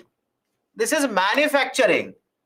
Assembly means I will import the cap from China I will import the steel component from China, simply pack it together like this and sell it to you. Do you understand the difference between manufacturing and assembly now? Anybody has difficulty? Right? So concern is Chinese manufacturers, they are importing components and they're assembling in India. And they're taking subsidies, they're taking incentives from government of India. So that was the objective of PLI. Was that the objective of PLI? Of course no. The objective of PLI was to promote manufacturing in India. So now one concern is many of the companies are not manufacturing, they are assembling in India. That is a concern. Point number 2, right? Many of the companies have complained now, they are not able to meet conditions. They are not able to meet the conditions. They are not able to meet the conditions, right, which have been imposed by the government of India to get incentives under PLI. For example, 1 year to next year, investment has to be done. Many companies are saying we are not able to meet these criteria. These are very strict, very difficult for us to meet. Point number 3, the objective of PLI was to reduce import dependence. But in fact, what has happened post that is our import dependence has actually increased. I will repeat the statement. The point of PLI, objective of PLI was to reduce import dependence. But after introducing PLI itself, our imports from China have increased. Right? So don't you think, right, rather than achieving import independence, now we are making more import dependence here. So these are some of the concerns which have been raised regarding the functioning of PLI. That is the reason, please do let me know, in current affairs, are you coming across articles where government of India is saying we are looking at restructuring of PLI? Let me know. Please do let me know. Are you coming across the articles where government of India is saying we are reviewing how the PLI is functioning and we want to rework the PLI. We want to restructure PLI. Right? That is actually happening now. That is in fact happening now. They are reviewing all these PLI, right, schemes and they want to restructure, address wherever there is a lack or there is a problem. How it will be done, right? What will be done by the government? You will have to wait and see. That will happen over a period of time. Okay. Now, one more scheme associated with promotion of exports, interest equalization scheme. Interest equalization scheme. What is this interest equalization scheme? If you remember earlier, I said a manufacturer, that is an exporter, will take a loan. Exporter will take a loan from a bank. If the rate of interest on the loan is higher, it will have an impact on the competitiveness of the exports. Is it okay? We'll take a break after this. Listen, let me finish this. After this, we'll take a break. I'll repeat it. If you have listened to me carefully, I said earlier, exporter will take a loan, and if the rate of interest on the loan is higher, it will affect the export competitiveness of exporter. How do we address it? There is a scheme by Government of India, interest equalization scheme. Interest equalization scheme. And under interest equalization scheme, what government says is, I'll take a hypothetical number here. Imagine the bank will provide a loan at 7% rate of interest. Government says out of 7%, I will give bank 3% rate of interest. The government says they will provide 3% of the rate of interest to the bank. Now, if the government will provide 3% rate of interest to the bank on this loan, can I say effective rate of interest on the exporter will come down to 4%? Please think of it. Effective rate of interest on this loan to the exporter, don't you think it will come down to 4%? And if the rate of interest will come down, what will happen to competitiveness of exports? Competitiveness of exports is expected to be increasing. This is basically the idea of interest equalization scheme. Anybody has an issue? This is basically the idea of interest equalization scheme. Now, before going forward, right, certain students were asking this kind of a question earlier. Let me address it. Whether it is RODTEP or whether it is interest equalization scheme, please think of it. Is it fair to provide these kind of schemes for all the exports in India? Think of it. Is it fair? Fair, that is important. Is it fair to provide these kind of incentives to all the exports? No, it is not fair. Is it fair to provide it to all the exporters? Again, it is not fair. That is the precise reason. That is the precise reason. There will be certain identified beneficiaries in all of them. Right? Everybody will not get these benefits. Government will identify the beneficiaries. In case of RODTP, right, a certain number of commodities are covered under RODTP. In case of right, interest equalization scheme, MSME sector, micro, small, medium enterprises. MSME stands for micro, small, medium enterprises. So MSME exporters will get the benefit, and other exporters who are manufacturing and exporting 400 plus identified products will get the benefit of this. So it should make perfect economic sense to you, right? It's not fair to provide incentives for every exporter. Why should you provide? Right? If Tata is exporting, let's say Tata company is exporting, do you think Tata company requires assistance from the government? But on the other side, if a very small manufacturer is exporting, don't you think government should provide assistance there? That is the precise reason. Was introduced as a part of Foreign Trade Policy 2015. It was introduced as a part of Foreign Trade Policy 2015. Even today it is applicable. It has been extended by RBI till the end of financial year 24. It has been extended till the end of financial year 24. Exporters will be given interest subsidy. It is available for all the MSME exporters and also the exporters of 416 products. Under this, the banks will give loan to exporters at a lower interest rate and are paid by the government that interest subsidy. This is basically interest equalization scheme. Done?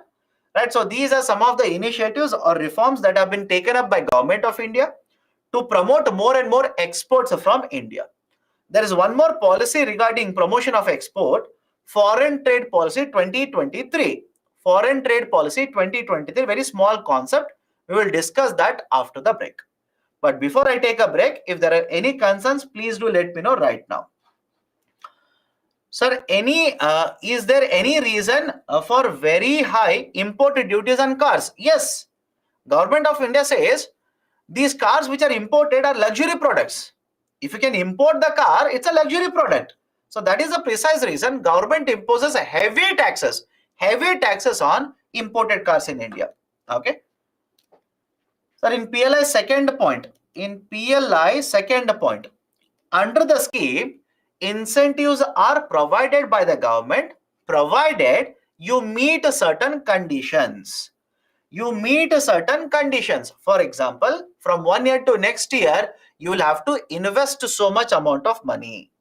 From 1 year to next year, right, you will have to increase the sales above 100 crore rupee. If you meet only these conditions, then right, the incentives are provided to you. Okay. Can I say incentive also depending on profit of exporter? In what context? Right? If you're asking, sir, whether the government will provide incentives based on the profit of the company, no. On the profit of the company, government doesn't provide incentives.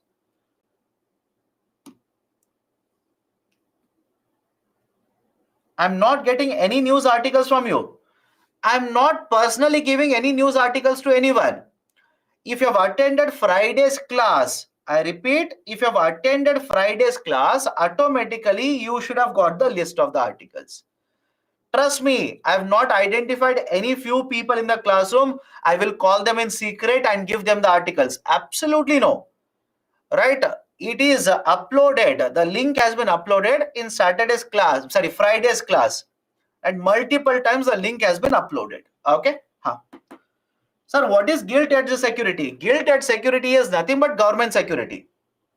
Gilt-edged is nothing but government security. What if high incremental sales are showed by manufacturers? Has Government of India any way to check this? My dear, if you are going to show high incremental sales, documents have to be provided to you. If you are going to record higher sales, it also means higher profit. Higher profit means higher taxes. So I hope you understand that all the records are submitted to the government. Okay. Okay. Done. Can we? Okay. So let's take a break now. We'll restart the discussion at 8:16. We'll restart the discussion at 8:16. Please join back. And those who are asking, sir, article, right? Where is the link for the list of the articles? The link has been uploaded just right now. Please check in your comment section. The link has been uploaded just 10 seconds ago. Please download using the link. Okay, done. Take a break. We'll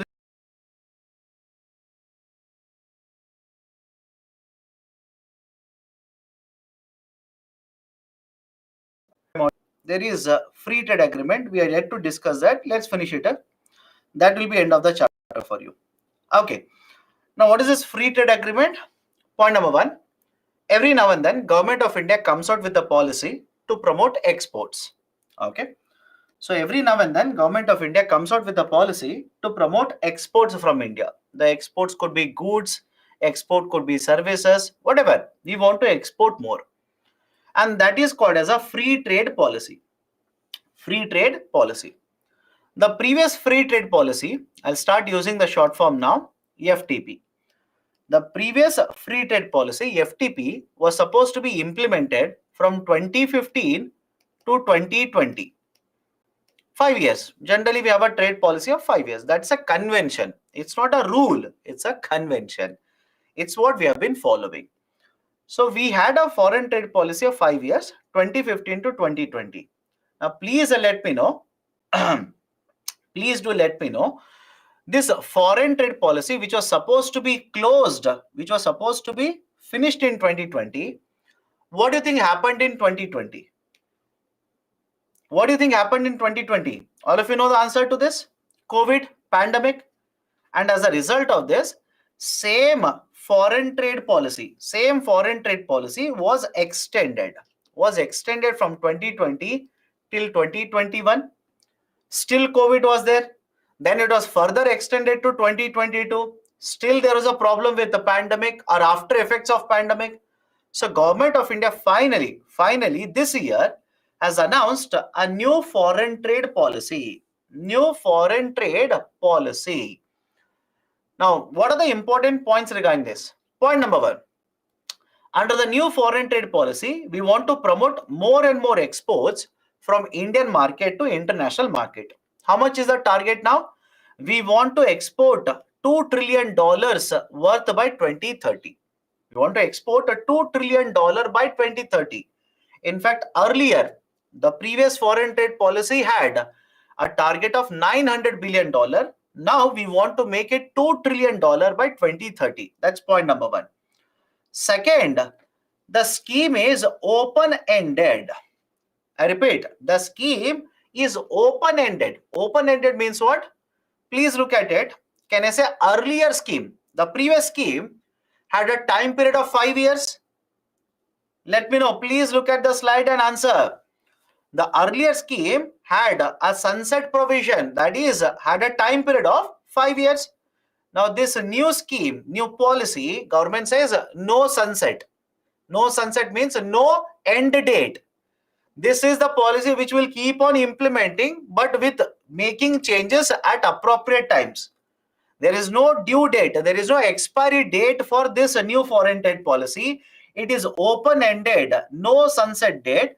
And over a period of time, whenever policies are over, the policies have lived their time period, policies are no more useful, policies are implemented for a certain time period, we will keep the changing policies, that is the schemes under the foreign trade policy. Any problem with the point number two? There is no sunset clause, there is no sunset date.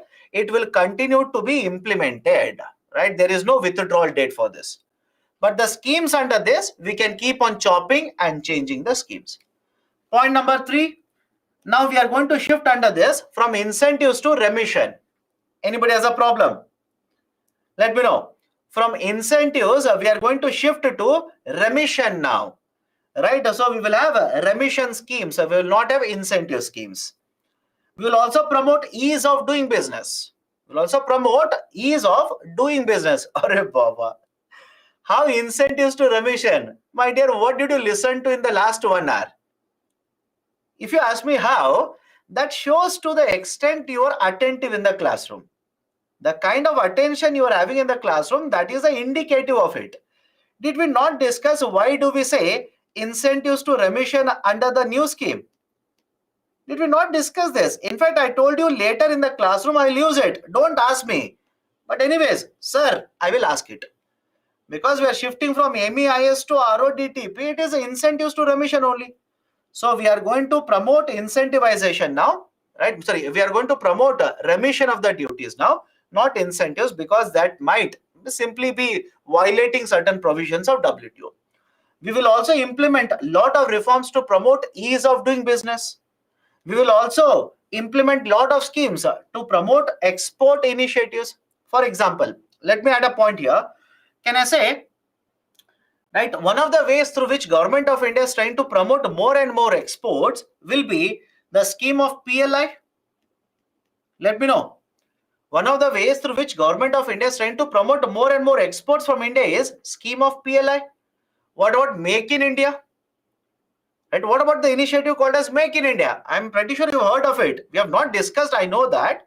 What about Make in India? There also we want to produce more so that exports will increase. Right? What about a scheme such as interest equalization scheme? So we will implement further, going on further, we will also implement many more schemes using which we will promote more and more exports. In fact, I will add one more initiative here related to this point. Have you heard of one district, one product? I will not ask you, have you learned? I am asking you, have you heard of one district, one product? And you should have learned it also. Why? I'll tell you. Last month, did I take a webinar on economics? Let me see. Right, last month's webinar on economics, did we discuss one district, one product scheme? So in the classroom, I have not discussed, I know that. In the classroom, I have not discussed, I'll discuss it. But in the webinar, it is already covered. And it is your duty to join the webinars every day. Sorry, every Tuesday and every Thursday. It's your duty. Please be very careful. Right, so we'll cover ODOP later also, don't worry. We are targeting districts also now. We want to make districts as export hubs now. We want to ensure from every district in India, exports will keep on happening. Right? We will facilitate e-commerce exports. We will boost manufacturing sector under this. We will also streamline SCOMET policy. Right? We will also streamline SCOMET policy. What is this, a SCOMET policy? Under the SCOMET policy, please understand, we will use a term dual use items. There are certain items called as dual use items. What do you mean by dual use items? These items can be used for civilian purposes, that is for production, consumption, etc. These can be used even for defense purposes. So any example of a dual use item? Let me give a very simple example. What about drones? Let me know. What about drones? Right? Can I say drones can be used for civilian purposes? Drones can be used for defense purposes. What about nuclear material? Arre Baba, nobody is answering. What about nuclear material? Can I say nuclear material can be used for civilian purposes as well as defense purposes? So these are generally called as dual use items. Dual use items. Under the SCOMET policy, if you are basically trading, right? If you're trading, importing, exporting these kind of dual use items, you will have to get a license from DGFT. I will repeat the statement. Under the concept of SCOMET, right, you will have to take a license first to deal with these dual use items. Under SCOMET, we have divided all these dual use items. There are categorizations. Category 0, Category 1, 2, 3, 4, 5, 6, etc. like this. We have multiple categories of these products, and because these are dual use items, you will have to take a license if you want to deal with these dual use items in imports and exports from DGFT. So Government of India says under foreign trade policy, we will also streamline the SCOMET policy. Under the FTP, we are going to effectively implement the SCOMET policy by streamlining the SCOMET policy. Okay, right. So these are certain very important points regarding foreign trade policy 2023. Very important. Please do keep on reading about this. Don't ask me what has been the performance as of now, because we have started implementing very recently. Starting 1st of April, we have started implementing it. So there is a long way to go.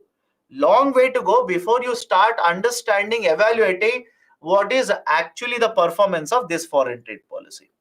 Okay, done?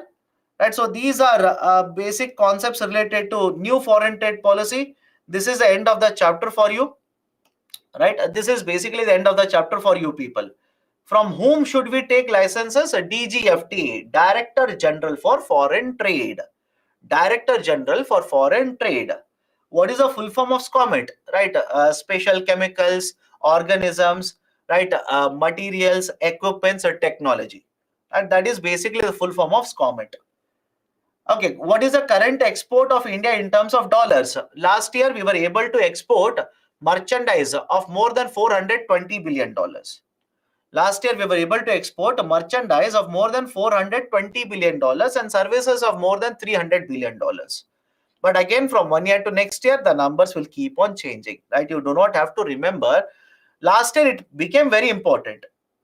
Last year, it became very important for a very simple reason. For the first time ever, India's merchandise exports crossed more than $400 billion.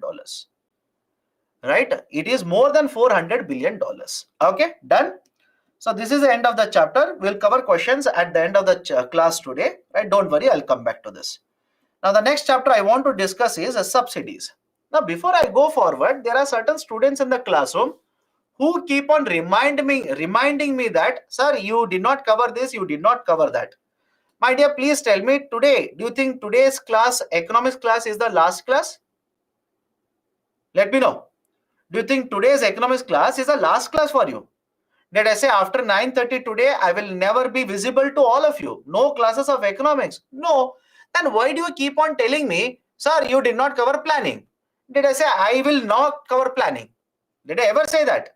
No. In fact, I will cover it, but you should have patience for it. Right, some of you are reminding me, sir, in subsidies, there is a term called as a escape clause. Right, you did not cover it. My dear, did I say about agriculture subsidies, I will cover it later? Tell me, no? Did I say or not? Did I inform you people in agriculture sector, there is one agreement on agriculture related to WTO. And did I tell you clearly, I will cover it later? In fact, you people are so much interested in reading while I'm discussing. What is written in the slide? Let me know. What is written in the slide regarding farm subsidies? Right? Discussed in subsidies. Right? But you'll have to wait. Right? Don't keep on reminding me, hey, you skipped this. Hey, you said you will cover this, you did not cover it. I will cover it. Have patience. I will cover it. You don't have to be worried. Okay, done. So let me start with the next chapter. Questions are there. We'll come back to this. Please don't worry. I will cover these questions. You don't have to be worried about it. I will cover it. Okay. Next chapter is subsidies. What we will be discussing under subsidies? What is the concept of subsidies? Why should you provide subsidies? What is the problem with subsidies? What are the types of subsidies? What is a direct benefit transfer? Have you come across this? Very often this is cited in the newspaper. Direct benefit transfer. What is the concept of e-rupee? And to answer your question, sir, where you will cover agriculture subsidies, last point. The connection between WTO and subsidies, we'll discuss agriculture. Okay, let's start now. What do you mean by subsidy? Subsidy is an assistance, is a benefit that is provided by the government, either in the form of a cash or in the form of a kind to a beneficiary. I will repeat the statement. What is a subsidy? It is a benefit, it is an assistance that is provided by the government, either in the form of a cash or in the form of, right, let's say, kind to a beneficiary. Sir, what do you mean by cash or kind benefit? Let me ask you a very simple question here. All of you heard of PM Kisan scheme? Correct? Pradhan Mantri Kisan Samman Nidhi, PM Kisan Initiative. Now under PM Kisan scheme, Government of India will provide 6,000 rupees subsidies in the subsidies assistance to the farmer. Can I call this as a cash subsidy? Let me know. Can I call this as a cash subsidy? Of course, yes. But on the other side, all of you heard of NFSA? Let me know now. All of you heard of NFSA, right? What is NFSA? National Food Security Act. We'll discuss this separately. Don't worry. We'll discuss NFSA separately. National Food Security Act. Under National Food Security Act, Government of India provides 5 kgs of food grains today free of a cost. Under NFSA, National Food Security Act, Government of India provides 5 kgs of food grains free of a cost. Can you call this as a cash subsidy? No. Can I call this as a kind subsidy? All of you okay now? So subsidies can be provided either in the form of a cash or in the form of a kind to the beneficiaries. That is called as subsidy. What is the need for subsidy? Why should government provide subsidy? One, government would want to promote production and export. Right? Government wants you to produce more. Government wants you to export more. Government might give you subsidies. Government would provide certain comfort for the poor people in India. Because let's say poor people, if government will not provide any food grains to the beneficiaries here, don't you think the poor households will find it very difficult to purchase food grains at market prices?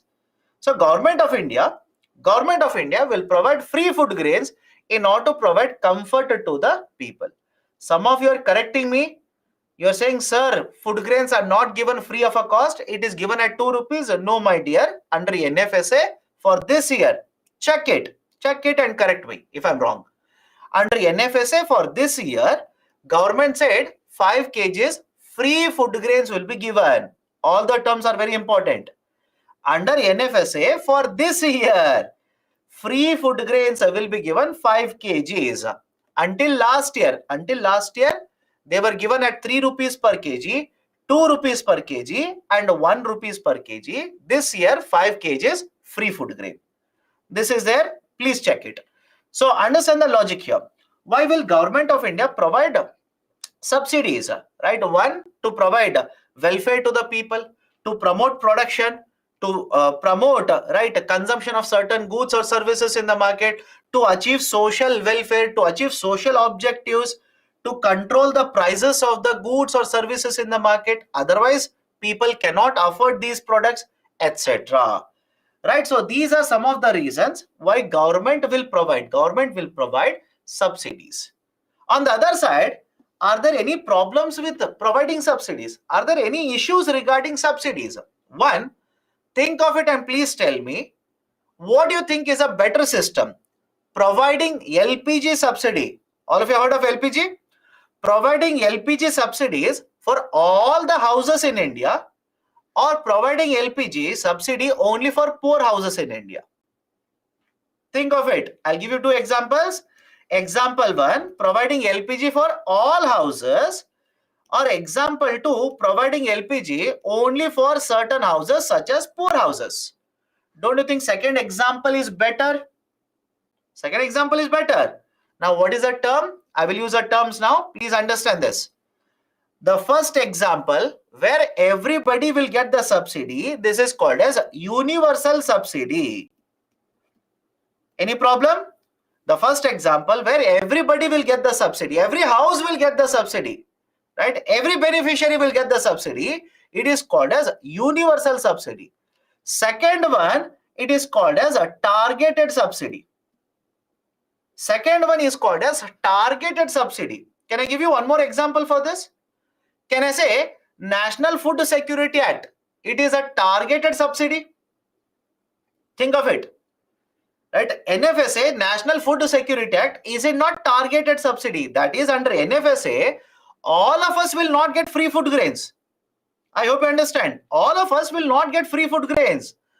only 80 plus crore people, around 81 crore people in India will get the free food grains. So we are not giving it to everyone. We are targeting certain people. So targeting is always better rather than universal. Most of the subsidies in India are universal in nature. Lot of subsidies are universal in nature. And when you have universal subsidies, please look at it and tell me, don't you think, one, we are providing subsidies to the people who do not require it? All of you are okay? I'll repeat it. When you have universal subsidies, am I giving subsidies even to certain people who do not require it? Right? Yes, we are ending up giving it. Second, if you provide so much amount of subsidies, what will happen to your expenditure? What will happen to government expenditure? Government expenditure will be very, very huge. Right? So the argument is simple. We need to target subsidies. We need to target these subsidies. We should not provide subsidies for everybody in India. We should target the beneficiaries. That is the point number one. Second one, it will not allow for optimal utilization of resources. What do you mean by this? Let me give a very simple example. In lot of states in India, state government will announce free electricity for agriculture sector. Correct? In lot of the states, right, the government will announce, state government will announce free electricity for agriculture sector. Now please tell me, if the farmers are given free electricity, do you think they will use electricity efficiently to draw the water from underground? Right, don't you think? Right, the farmers will not be concerned about it. Earlier the concern was the bill will be very high, electricity bill will be very high. So they used to use it very efficiently, very economically. Now free of a cost. They'll keep on drawing the water in excess. They will use the pump, they'll keep on drawing the water. Now please tell me, as a result of this, what do you think will happen to underground water levels? Don't you think underground water levels will start falling down? Of course, yes. Right? So can I say, doesn't allow for optimal utilization of resources? Of course, yes. Creates a lot of inefficiencies in the market. Creates a lot of inefficiencies. Right? Sir, what do you mean by inefficiencies? We'll discuss a concept called as MSP. Right? We'll discuss a concept called as MSP in some time. Whenever government announces MSP, production of a crop increases in India. I'll repeat the statement. What is MSP? I will write it. Please listen to me carefully now. In detail, we'll discuss about it day after tomorrow. Right? Trust me. In detail about MSP, we'll discuss day after tomorrow. But what is MSP? MSP is nothing but minimum support price. Minimum support price. And what is minimum support price? Government, whenever they purchase a food grain from the farmer, I repeat, whenever they purchase food grains from the farmer, what is the price the government will pay? That is called as minimum support price. All of you are okay with the definition? I will repeat the definition. Government will purchase the food grain from the farmer, and whatever is the price paid by the government for that is called as minimum support price. Sir, how many crops they will announce, how they will announce, how they will calculate, day after tomorrow, have patience. So now tell me, crop A will get a MSP of 2000 rupee. Crop will get, B will get a MSP of, let's say, right, 1200 rupees. Now tell me, which of the two crops cultivation will increase? Think of it. Which of the two crops cultivation will increase? Obviously crop A. And when crop A's cultivation will increase, what will happen to supply in the market? What do you think will happen to the supply in the market? Supply in the market will also increase. And as a result of this, market prices, don't you think, will fall down? On the other side, think of what will happen to B. Because lower MSP, cultivation will come down, supply will come down, market prices will start increasing. Right? So I hope you understand. This is creating inefficiency in the market. Some of the crops prices will start crashing. Some of the crops prices will start increasing. Will it not hurt consumers? Will it not hurt farmers of some of the crops? Will it not hurt exports and imports into India? Answer is yes. Right? So these will create inefficiencies in the market. right? So these are some of the criticisms against the subsidy policy of government of India. Now, right? Okay, there was a question, sir. What do you mean by right? Promoting better inputs. What do you mean by the term better inputs here? For example, Government of India provides subsidies for fertilizers. Is it an input in agriculture sector? Yes. Government wants you to consume more and more LPG rather than burning wood. Rather than burning firewood, government wants you to consume more LPG. They will provide subsidies for that. Is it an input? Of course, yes. So government wants you to consume better inputs whenever you produce. Okay. Now what is the classification? What is the classification? Understand this carefully. I will discuss two types of classification. One generally used in various documents by the government. One generally used by in the government documents. Another which is generally discussed in money notes. Let's start. First one, direct and indirect. First one is a direct and indirect. Now, what is the concept of a direct subsidy and indirect subsidy? Please understand this very carefully. Right? Let's say example 1, example 2. Earlier, focus on example 2. Earlier, what used to happen is, let's say I am a customer, I want to purchase LPG cylinder. I will book an LPG cylinder. And let's say cost of the LPG cylinder is 1,000 rupee. Hypothetically, let's say cost of the cylinder is right 1,000 rupee.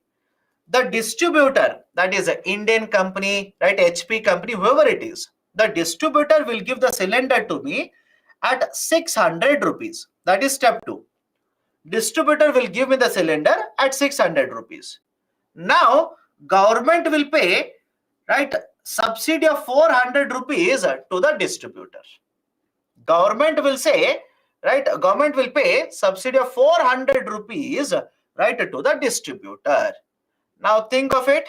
Can I say in this example, that is example 2, can I say in this example, the consumer, that is a beneficiary, is able to purchase a good or a service at subsidized prices? I'll repeat the statement again here.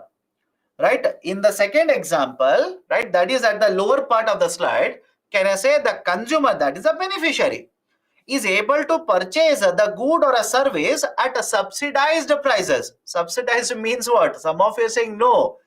Tell me why. Why are you saying no? Please tell me. What do you mean by subsidized? When you pay a certain amount, the subsidy is already given to you. You already have received the subsidy when you purchase a good or a service. Right? So you already have received subsidy. But don't you think there's a problem with this system? What is the problem? Point number 1. Government will give subsidy to the distributor. Can Government of India come to know how many cylinders I have purchased? Let me know.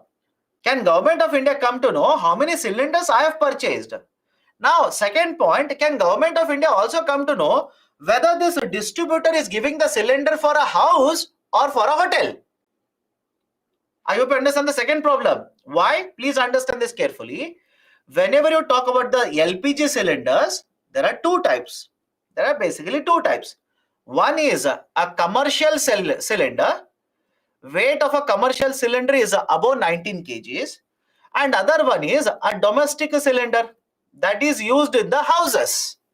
For example, in your house, in my home, we use a domestic LPG cylinder. Weight is around 14 kgs. Government will provide subsidies in case of domestic cylinder, but no subsidies in case of commercial cylinders. Which means if this distributor will supply this cylinder to a right entity, that is a hotel, a restaurant, and keep on getting subsidies from Government of India, can Government of India come to know about it?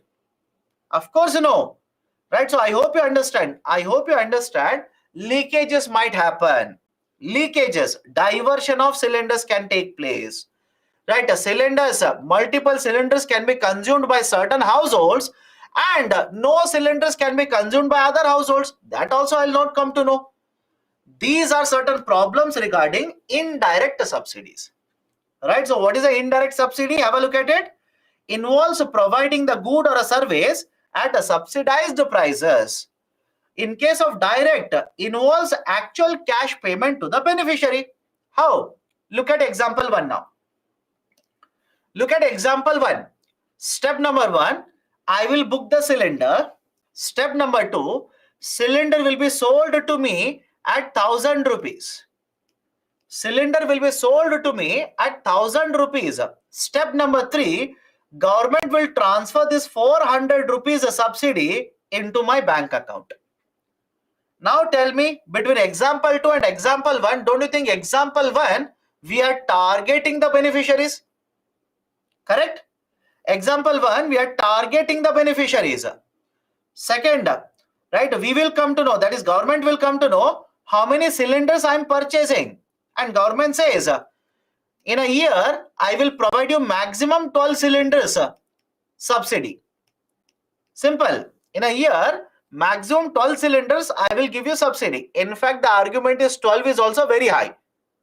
In fact, experts say that criticism is this: 12 is very high in India. That is, if you take an average family size of 5 people, this house will require 1 cylinder every 4 months. Right? So in a year, maximum they will consume 4 to 5 cylinders. So even that 12 number is very, very high. But anyways, government says, for 12 cylinders in a year, I will give you per cylinder 400. Sir, what if I purchase 13th cylinder? Government says, I will not give you subsidy. I will not give you subsidy. Point number 3, even this household, now there is a rule. Even if this household has an annual income of more than 10 lakh rupees, I will repeat the statement. Even if this house has an annual income of more than 10 lakh rupees, government will not give you subsidies. And as I'm discussing all of it, there is a very interesting question raised by a student.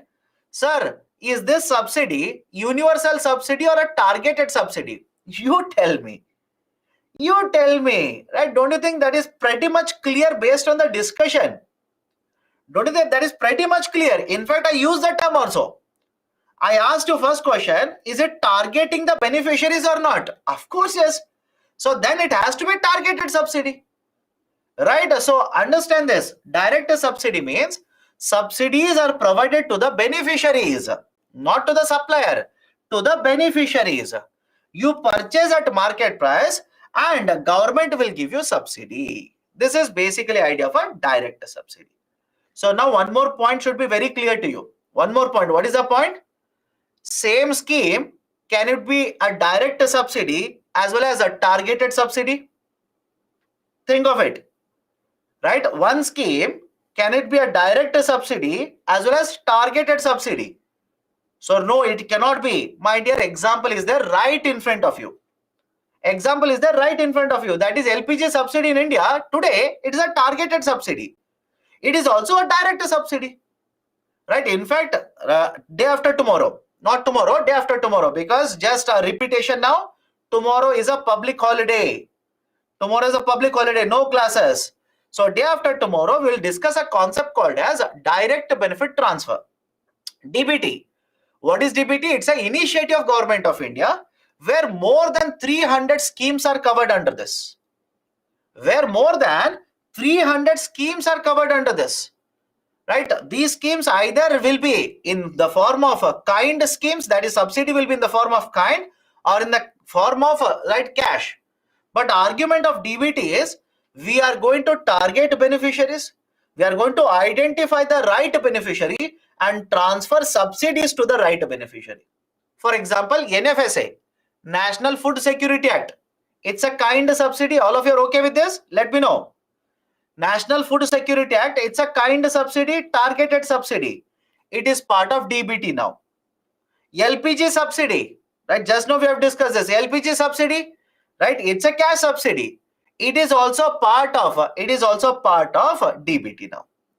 Right? So a lot of these schemes, more than 300 schemes are covered under DBT now. Okay. So one is a direct, second one is indirect. Second one is universal and targeted. That should be pretty much clear to all of you now. Universal means the subsidies is available to everyone. Everyone. Whereas targeted means the beneficiaries will have to be identified. Only those beneficiaries will get the subsidy. Right? Universal and targeted. Sir, any example of universal subsidy? Please tell me. Fertilizer subsidy. I can go to the market, purchase fertilizer. You can go to the market, purchase fertilizer. The farmer can go to the market, purchase fertilizer. All of us will get subsidy. All of us will get subsidy. All of us will get subsidy. Can I call this as a universal subsidy? But don't you think, please think of this. In the context of fertilizer I'm talking, think of this. If a farmer is very rich and another farmer is very poor, do you think it is fair to provide same kind of fertilizer subsidy for both of them? All of you will agree? This has been the argument by many experts. Many experts say rich farmers anyways they can afford. If you can't sell them at market price, at least reduce the subsidy. How can you provide same amount of subsidy for poor farmer when they purchase a fertilizer and a rich farmer when they are also purchasing same fertilizer? You should not be doing that. Anyways, targeted subsidy. Best example is NFSA, National Food Security Act, and LPG subsidy. Third one, conditional and unconditional. Listen very carefully. Conditional, unconditional. Conditional subsidies are those subsidies which will be provided to you when you will meet a certain performance or you will behave in a certain way. Right? Based on your performance, based on your behavior, subsidies will be provided to you. Can I give you a prime example? All of you heard of FAME initiative? Let me know. All of you have heard of FAME initiative? In fact, I've given you articles also on FAME initiative. I've asked you to read about FAME initiative. Under the FAME initiative, don't you think there is a condition of 50% domestic content requirement? Let me know. Right, under FAME initiative, we have discussed this also earlier. Right, under this FAME subsidy, if you want to get subsidy from the government, you will have to ensure that at least 50% of the value addition has to happen in India. So now tell me, there is an electric vehicle manufacturer A, electric vehicle manufacturer B.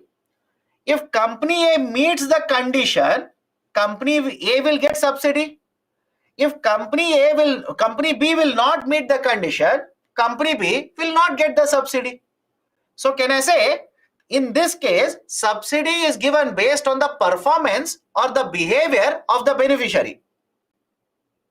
Is the logic okay? In this case, can I say, the performance or the behavior on that, we will provide subsidies.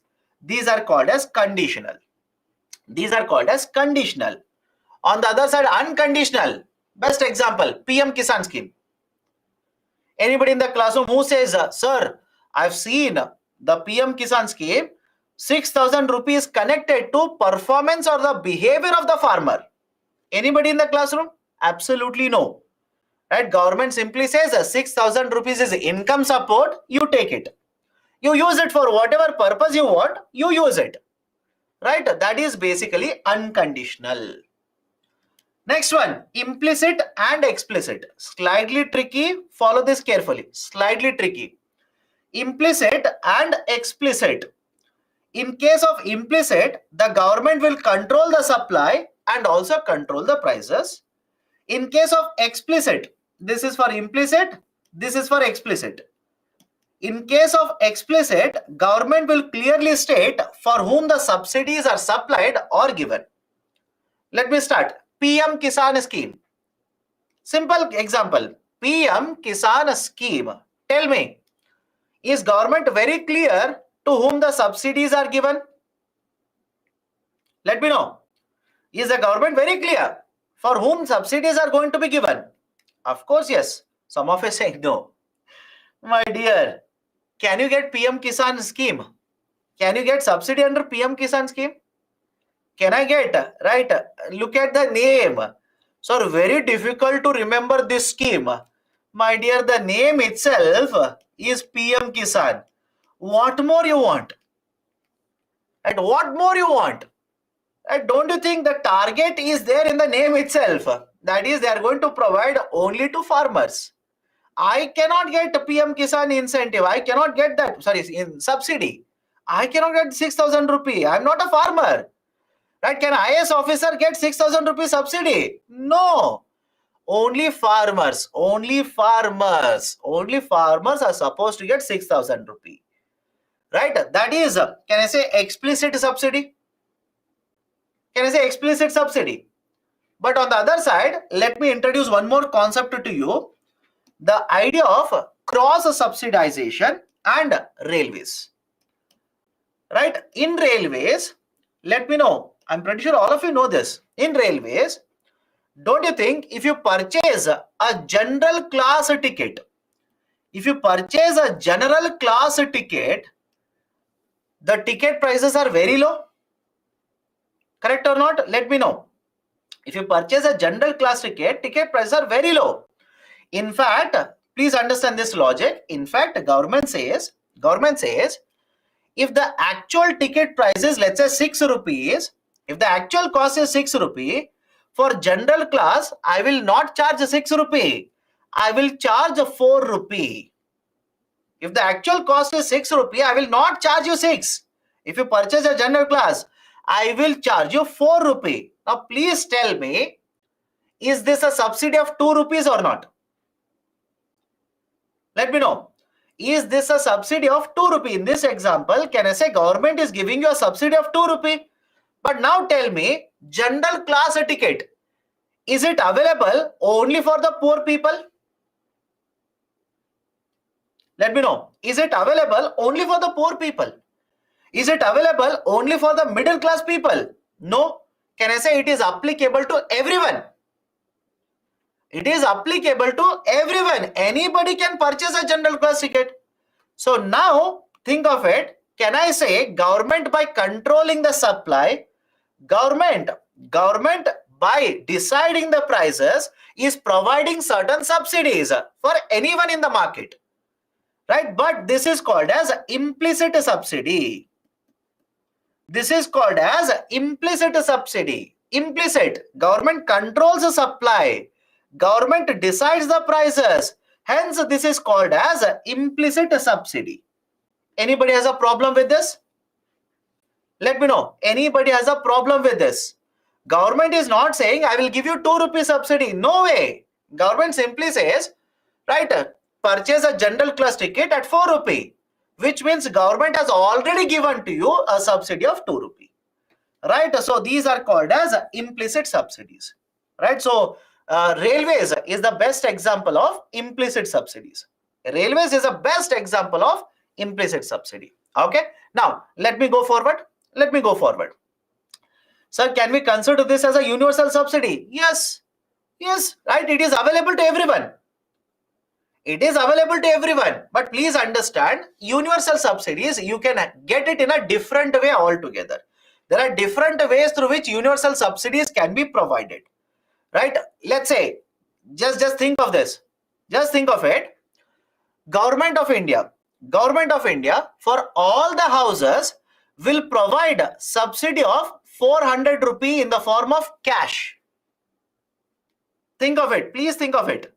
Government of India for all the houses in India, hypothetically, let's say for all the houses in India, will provide you a subsidy of 400 rupee for LPG cylinders. Subsidy of 400 rupee cash, right, in the form of LPG cylinders. Can I call this as can I call this as universal subsidy? Let me know. Can I call this as implicit subsidy? Yes. Can I call this a universal subsidy? Yes. But is it an implicit subsidy? Think of it. Is it an implicit subsidy? No. Government of India says everybody is covered. Every household is covered. Take 400 rupee cash. That will become explicit subsidy. So I hope you understand. Again, don't get into the technicalities of all of this. Trust me, the terms are used by the government of India. right? In books, you will not get it. I know. The books, you will not get it. Many of you are saying, sir, the chapter is not there in the book. Many of the books have not given a chapter on subsidies. But these terminologies are used by the government. That's the reason I'm discussing all of it. Okay, done. So let me go forward. The idea of a cross subsidization. There is one more concept, idea of cross subsidization. Now, what do you mean by cross subsidization? Cross subsidization means you are supplying a good or a service to different consumers at different prices. I'll repeat the statement. You are supplying the goods or services to different consumers at different prices. Sir, what do you mean by that? Let's take a simple example. Same railways. For a general class ticket, I will impose and collect a tariff of 4 rupee. But if you're transporting a good, let's say you're transporting this bottle using railways, then railways will impose 7 rupee charge and collect it from you. So now look at this example. Can I say railways is a service provided to two different consumers at two different prices? Yes or no? It's a service which is provided to two different consumers at two different prices. Right? It is done by government. It is done by the government. Can I give you one more example? Electricity. Electricity. Do you think electricity tariff means rates? Electricity rates for all the consumers in India is the same. Think of it. Electricity rates for all consumers, for all houses in India is the same? Of course, no. If you are a poor household, you can be given electricity at 2 rupee per unit. You can be given electricity at 0 rupee per unit. If you are a commercial enterprise, they will charge you 10 rupee per unit. Can I call this as cross subsidization? Right? Can I call this as cross subsidization? Cross means different consumers, different prices. Sir, why are they doing it? The reason why they do it is they want to ensure for certain consumers this is available at a lower cost. For example, poor houses, they want to ensure it is available at lower cost. But on the other side, if they provide it at lower cost, then they will incur huge amount of expenditure. So to a certain extent, they want to recover by imposing higher charges on others. Right? To recover certain amount of money, right, they will basically impose it at higher charges on others. So electricity, different prices are there. Railways, different prices are there. All of this is nothing but cross subsidization. Okay. Some of you are saying, sir, I am from Karnataka. It is correct. Yes, in Karnataka they do that. In Punjab also they do this. In Delhi also they do this. That is basically the argument. Okay, done. Now one more classification. Right, one more classification. This is much more simple. Input subsidy, price subsidy, export subsidy, and infrastructure subsidy. Very simple. First one is input subsidy. Let me take examples from agriculture sector. It is easier to understand. What are the inputs in the agriculture sector? All of you are okay with this? Irrigation is an input. Seeds are inputs. Fertilizers are inputs. More than sufficient. Right? You can keep on writing. You can keep on extending the list. But all of you are okay? Irrigation, that is electricity, seeds, fertilizer, these are the inputs. If Government of India will provide subsidies on these inputs, can I call this as input subsidy? Very simple question, by the way. If Government of India will provide subsidies on the inputs, can I call this as input subsidy? And does Government of India provide input subsidy? I'll give you the best example. Government provides fertilizer subsidies. Government of India provides fertilizer subsidies. We'll discuss in a short time. Have patience. Government of India provides lot of fertilizer subsidies. What is price subsidy? Imagine government will purchase this bottle, purchase the bottle, transport the bottle, sell it to you. Simple. Imagine government will purchase this bottle, transport, store the bottle, and then sell it to you either at 3 rupees, either at 0 rupees or at 10 rupees, doesn't matter. Can I simply say, if government has purchased it at X rupee and sells it to you at Y rupee, assuming X is greater than Y, government has given certain subsidy to you. Sir, any example in the current affairs? Tomatoes. Yes or no? Any example in the current affairs?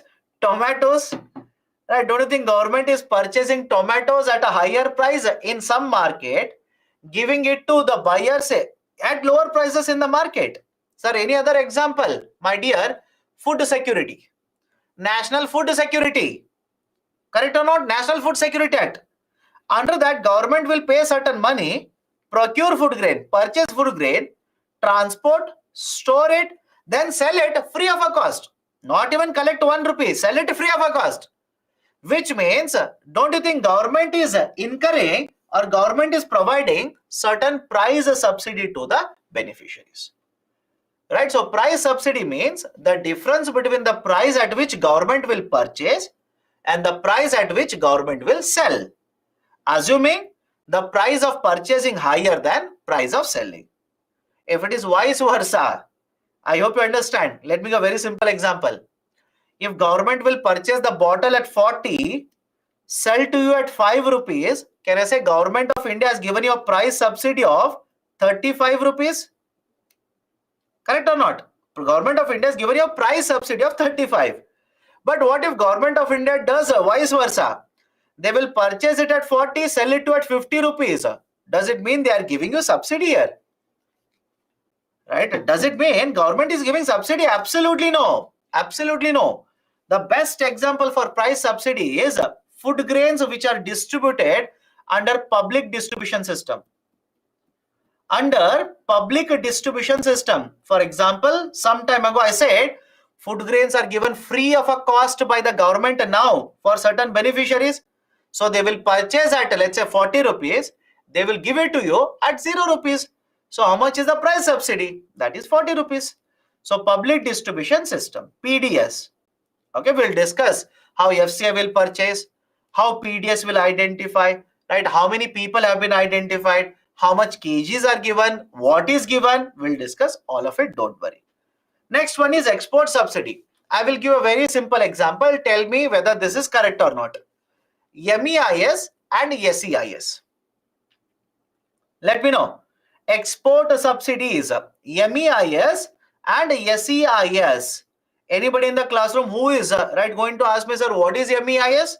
We have discussed in the first session. Right? MEIS and SEIS, are they not export subsidies? Of course, yes. And finally, infrastructure subsidy. Right? Imagine you're developing an infrastructure. Government will give you subsidy for it. Government will give you money for development of infrastructure. Can I call it as an infrastructure subsidy? Sir, any example? I'll give a very simple example. There is a scheme called as Agriculture Infrastructure Fund. We'll discuss this later under agriculture. There's a scheme by the name of Agriculture Infrastructure Fund. Under Agriculture Infrastructure Fund, government will provide subsidies for you if you are developing certain type of infrastructure. There is in fact one more scheme by the name of SMAM, Submission on Agriculture Mechanization. Submission on agriculture mechanization. On agriculture mechanization. So on submission on agriculture mechanization, government will provide certain subsidies for you to purchase, right, drones. So there are a lot of subsidies which are provided by the government to assist growth of infrastructure in India. Right, so these are the different types of subsidies classification used by the government. Any difficulty? All subsidies are basically price subsidies. How, my dear? How? Price subsidy, I'm saying government will purchase, government will sell. Infrastructure subsidy, you will construct infrastructure, government will give money to you. How do you say all of them are one and the same? Input subsidy, imagine a private sector company wants to sell fertilizer. Government will give fertilizer company a subsidy. How? How is that all of them are one the same? I don't understand. You tell me how all of them are one and the same. Example of infrastructure subsidy, I've written it, Agriculture Infrastructure Fund. I said I'll discuss this separately under agriculture. You should have patience for it. So under this, government will provide, right? Under this, right, government will provide certain subsidies for development of agriculture infrastructure. So what kind of agriculture infrastructure? Can I give you one example? Warehousing. Please tell me. Warehousing.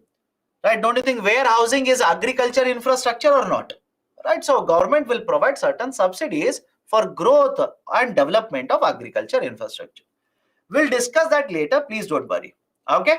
Right? So these are the classifications. These are the classifications. Okay. Now come to the next point here. Fertilizer subsidies. Very important. Lot of times, this is there in the newspaper. Fertilizer subsidy. Now, what do you mean by fertilizer subsidy? Right? How fertilizer subsidy is provided? Point number one, fertilizers are nothing but nutrients. Correct? Please do let me know. What do you mean by fertilizer? Fertilizer is nothing but nutrients. Right? Why nutrients are required? Right? Let me take you back to a childhood or even today. Right? Have you consumed Complan? Have you consumed Bournvita? Some of you might simply say, sir, right now, even today, my mother is very much concerned about my height and weight.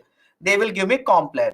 Why? Why do you think we are given Complan or Bournvita or Horlicks, whatever the product is, so that we will have sufficient nutrients for the growth purposes? In the same way, even the plants will require nutrients. I hope you understand. In the same way, even the plants will require nutrients. Now, if the soil does not have sufficient nutrients, we will supply the nutrients in the form of fertilizer. That's a basic idea. Now, what kind of fertilizers are there? Three types of fertilizer. In fact, there's a fourth one also. I'll come to that. One is urea. Right? In case of urea, most of or maximum component of urea is nitrogen. That is, if you purchase 100 kgs of urea, 46% of this, that is 46 kgs of this is nitrogen. Then you have a diammonium phosphate. Most highest component or the highest nutrient in this is phosphorus. And you can come to the last one, muriate of potash, MOP. 60% of muriate of potash is actually, right, the potassium itself. So there is a requirement of additional nutrients for the purposes of promoting growth of the plant. We will supply it in the form of fertilizers, right? So urea is available in the market, diammonium phosphate is available, muriate of potash is also available. In addition to this, there is also concept of NPKS complex, nitrogen, phosphorus, potassium, sulfur. NPKS complex, right? That is basically the concept of fertilizers. Now, come to the next point here. In case of India, please make observations here. In case of India, we produce a lot of fertilizers, but the demand for the fertilizers in India is much higher compared to what is the production done in India. For example, please look at the production of fertilizers in India and make observations. Can I say the highest amount of fertilizer produced in India is urea? Please observe the graphs and tell me. Highest amount of fertilizer that is produced in India is urea. Point number one. Point number two, can I also say, looking at the graph, there is no production of muriate of potash in India. Let me know. There is no production of muriate of potash, MOP, in India. Please observe the graph. Look at the graph, right? Look at the graph and answer. But on the other side, if you look at the right side of the graph, if you look at the right side in the graph, we are consuming muriate of potash. How is that possible? We are not producing, but we are consuming. What does it mean? Can I say all the muriate of potash that is consumed in India is imported into India? I'll repeat the statement. All the muriate of potash that is consumed in India is imported into India. Now, if you ask me, sir, why don't we produce a muriate of potash? Reason is simple. The raw materials which are required is not available in India.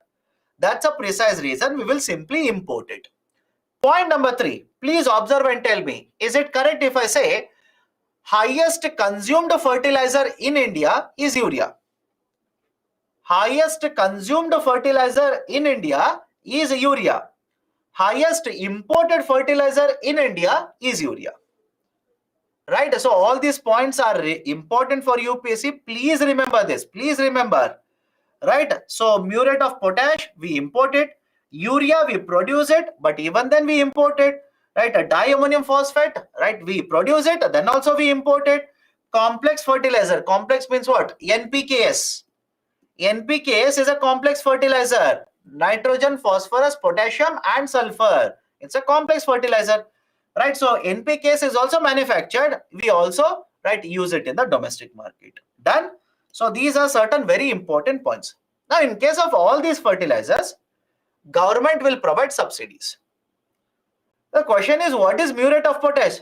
Muriate of potash is a fertilizer. What answer are you expecting from me? I don't know. But muriate of potash is a fertilizer where, right, 60% of muriate of potash is potassium. Okay. Now, let me go to the next one. Why don't we import MOP raw material and produce it in India domestically? If it is worthwhile, they will do it.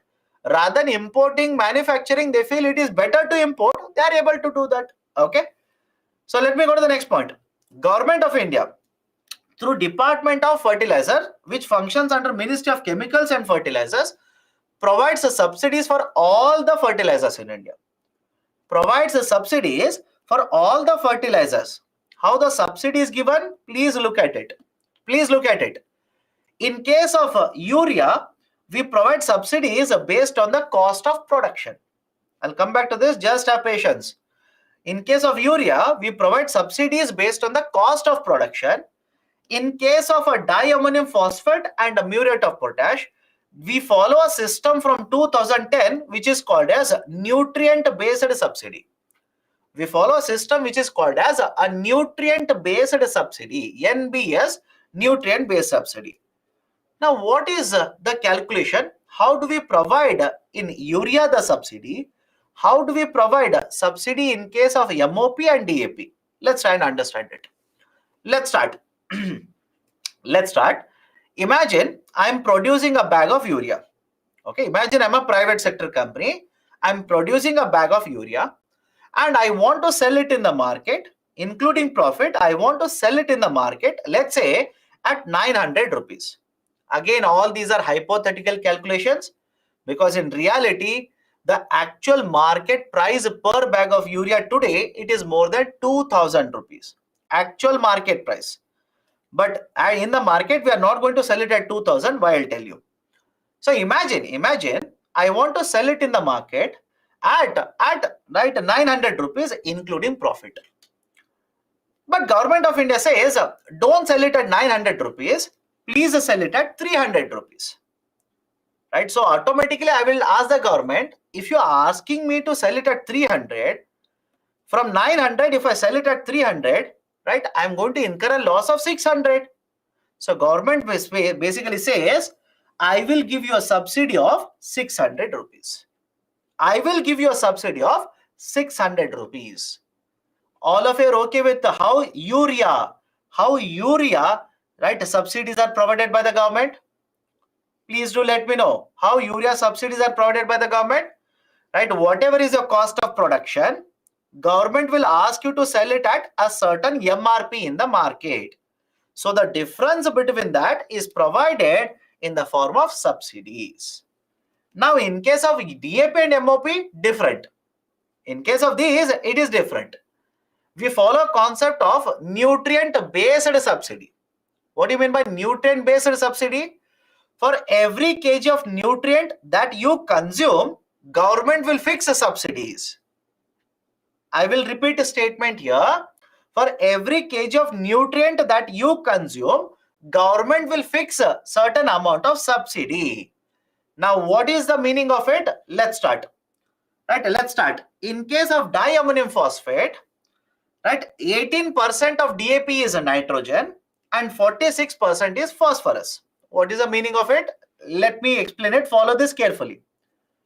Imagine you have manufactured 100 kgs of diammonium phosphate.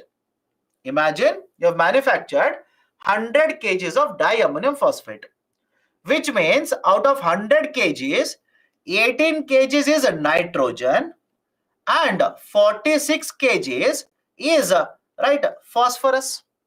All of you okay with this? I've given the numbers. I'm taking simple numbers now. 18%, 46%. Now government of India will decide for every kg of nitrogen, for 1 kg of nitrogen, how much subsidy will be given to you. For 1 kg of phosphorus, how much subsidy will be given to you. And let's say hypothetically, let's say for 1 kg of nitrogen, it is 18 rupees and 1 kg of phosphorus, it is 14 rupees. So can I calculate for 100 kgs, how much subsidy should be given? Can I calculate it like this? Look at the table. Can I calculate it like this? So for 18 kgs per kg 18 rupees. For 46 kgs per kg 14 rupees. So for 100 kgs, I would be getting 958 rupees subsidies from the government. This is called as nutrient-based subsidy. Any difficulty here? Nutrient-based subsidy. And in case of MOP, and many of you are asking, should we remember the numbers? Please don't. Please don't. But I hope you understand what is the meaning of nutrient-based subsidy. Objective of showing you the calculation and numbers is to make you understand. Do not by heart these numbers. Do not by heart these numbers. UPSC will not ask you these numbers. Why? Please tell me. Don't you think by now, the government would have already changed how much subsidy they will give for every kg of nitrogen? Think of it. By now, don't you think government would have already changed how much subsidy they will give for nitrogen? How much subsidy they will give for potassium? Of course, yes. So from 1 year to next year, it will keep on changing. That's the reason. Do not by heart, but understand. And come to the next one here, muriate of potash. In case of muriate of potash, right, 60% is basically potassium. And some of you are trying to do, right, PhD thesis here. So tell me 100 kgs. What else is there? Don't worry. UPSC is never focused on it. You don't have to become a PhD thesis holder in agriculture sector. Understand the concept, my dear. Understand the concept. Why are you unnecessarily worried about other things? Why are you unnecessarily worried about other things? Not required. 60% is potassium, right? 60 kgs. For every kg, 10 rupee. So I will give you 600 rupee for 100 kgs. I hope you understand this. This is how nutrient-based subsidy is calculated. This is how NBS is calculated. Now, let me connect it to current affairs. Because of Russia-Ukraine war, what do you think has happened to the prices of nutrients in the international market? This is the point I'm trying to make. This is important for you. Because of Russia-Ukraine war, what do you think has happened to gas prices? Gas is also used in manufacturing. What do you think has happened to nutrient prices? All of the prices have increased. Now imagine if government of India does not increase the subsidy. I repeat, imagine if government does not increase the subsidy, don't you think fertilizer prices will increase for farmers? All of you okay? Fertilizer prices, farmers will have to pay money, more money to get fertilizers. Right? That is the precise reason. In the last 1 year, if you have seen the newspapers, you will come across this statement. The subsidies under fertilizers paid by the government has increased. All of you are okay with this statement? Subsidies paid by the government of India for financial year 22, it has increased. For financial year 23, it has increased. Why? Government cannot keep on giving the same amount of subsidy when the nutrient prices have increased. Otherwise, farmers will have to pay more money for fertilizers. That is not acceptable. Government has increased the subsidies. Right? So, if UPSC will ask you a question like this, which of the following factors will influence fertilizer subsidy of government of India? Global right? Global events such as Russia-Ukraine war, will it affect? Answer is yes. Rising natural gas prices, will it affect? Answer is yes. Higher cultivation by the farmers, answer is yes. So please be very careful, right? They might use these kind of questions in the UPSC. Please be very, very careful. Okay. So this is how fertilizer subsidy paid by the government has increased over a period of time.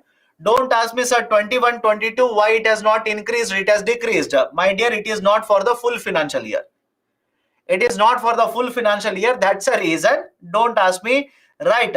Why for 21, 22 it has dropped. Okay. So for 2021, subsidies are very, very high. 21, 22 very high. Last year it was more than 2 trillion rupees, right? So it is expected to be higher even this year. Okay. But make one more observation. Make one more observation. Look at this graph and tell me, can I say highest amount of subsidy in fertilizers is given for urea? Let me know. Highest amount of subsidy the under fertilizers is given by government to urea. Some of you are saying no. My goodness, I don't know what to do now. Right? You people tell me, what should I do? You are supposed to make observation and answer. No calculation, nothing. Supposed to make observations and answer. Even there you are making a mistake. Right? So my concern is only this thing then. Please focus on your reading also. Please focus on how you read also. Right? UPSC might be asking something else. You will write something else. Why? My question here is, please observe, out of the total subsidies given in this graph, has it been given to fertilizer? 2 students said, no sir, you're wrong. Then what is your answer? Let me know. For whom more subsidy has been provided? So it is right. It is right. Okay. Now there is one more, there are 2 more students who asked, sir, why can't we bring urea under NBS? There is a recommendation. I'll repeat.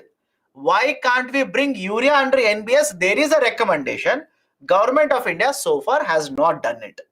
Right? They might do it going forward, but as of now, there is a recommendation. They might do it. Okay. Last point for the day. After this, we'll stop the discussion. Last point. Agriculture urea is most subsidized, most produced, most consumed, most imported, most physically controlled. Right? What do you mean by most physically controlled? Government will dictate, I repeat, government will dictate in what area some of your fertilizers have to be sold. I will repeat the statement. Physical control means government will tell you some of your fertilizer, you will have to sell it in this area, in that state, etc., etc. That is basically called as physically controlled. Okay, done. Right. So these are certain points I wanted to discuss. Couple of more concepts are there regarding fertilizer. We will take it up tomorrow. I'm sorry, day after tomorrow, not tomorrow. Day after tomorrow. Tomorrow, I'll repeat it. Tomorrow is a holiday. Tomorrow is a public holiday, so no class. We will take up the discussion again. Continue. Right. Some of you are worried about the questions from the previous chapter. We'll discuss questions also day after tomorrow. Please do not be worried. I will not skip it. I will cover it. Have patience, but okay, done. What do you mean by most physically controlled? I'll repeat it. Government will dictate how much of your fertilizer you will have to sell in state 1, state 2, right? In this district, in this district. This is called as physical control of the movement. Okay. Didn't understand how urea subsidy is given? You are a producer of urea. You want to sell it in the market at 1,000 rupee. Government says, don't sell it at 1,000, sell it at 400 rupee. Can I simply say, difference between what you wanted to sell and at what price you are asked to sell, that is the subsidy given by the government. Simple idea, right? Explain implicit and explicit. I'll repeat it. Do not complicate all of these. Many of you, I'll tell you what you will do. Many of you will take, right, some subsidy, try to insert it in explicit. Some subsidy, try to put it in implicit. Don't do that. Keep it simple. In fact, listen to me when I say this. Many books have not even covered these terms. Many books have not covered them. But I want you to be careful, because suddenly the newspaper will use the term, this is an implicit subsidy. Now it will become, right, let's say direct subsidy. These kind of terms can be used in the newspaper. That's a reason. Read carefully, listen to me carefully. That is basically, implicit subsidies are those subsidies where government will control the prices. Government will control the prices, government will control the supply, and in the process provide subsidies. In case of explicit subsidies, government has identified, right, the target beneficiaries, and they will provide the subsidies to only them. That is the concept of, right, the idea of a explicit subsidy. Okay, if I'm appearing in 2026 after completing full basic course, we have to practice answer writing, or from now only. If you're writing in 2026, I would say keep a time frame of at least 1 year. 1 year, 1 year before the exam, start practicing answer writing. If such subsidies are hazardous to maintain BOP, I know which subsidies are you talking about? Please clarify. Can we say that subsidies can also create a burden or deficit in revenues for the government? In fact, I've told you this. Right, when I was discussing concerns regarding subsidies, problems regarding subsidies, I said the subsidies will create a lot of revenue deficit for the government. Expenditure will be very high, etc. That is a fact. That's a fact. Okay. Sir, your classes are sufficient for both prelims and mains, and Hindu newspaper analysis is sufficient.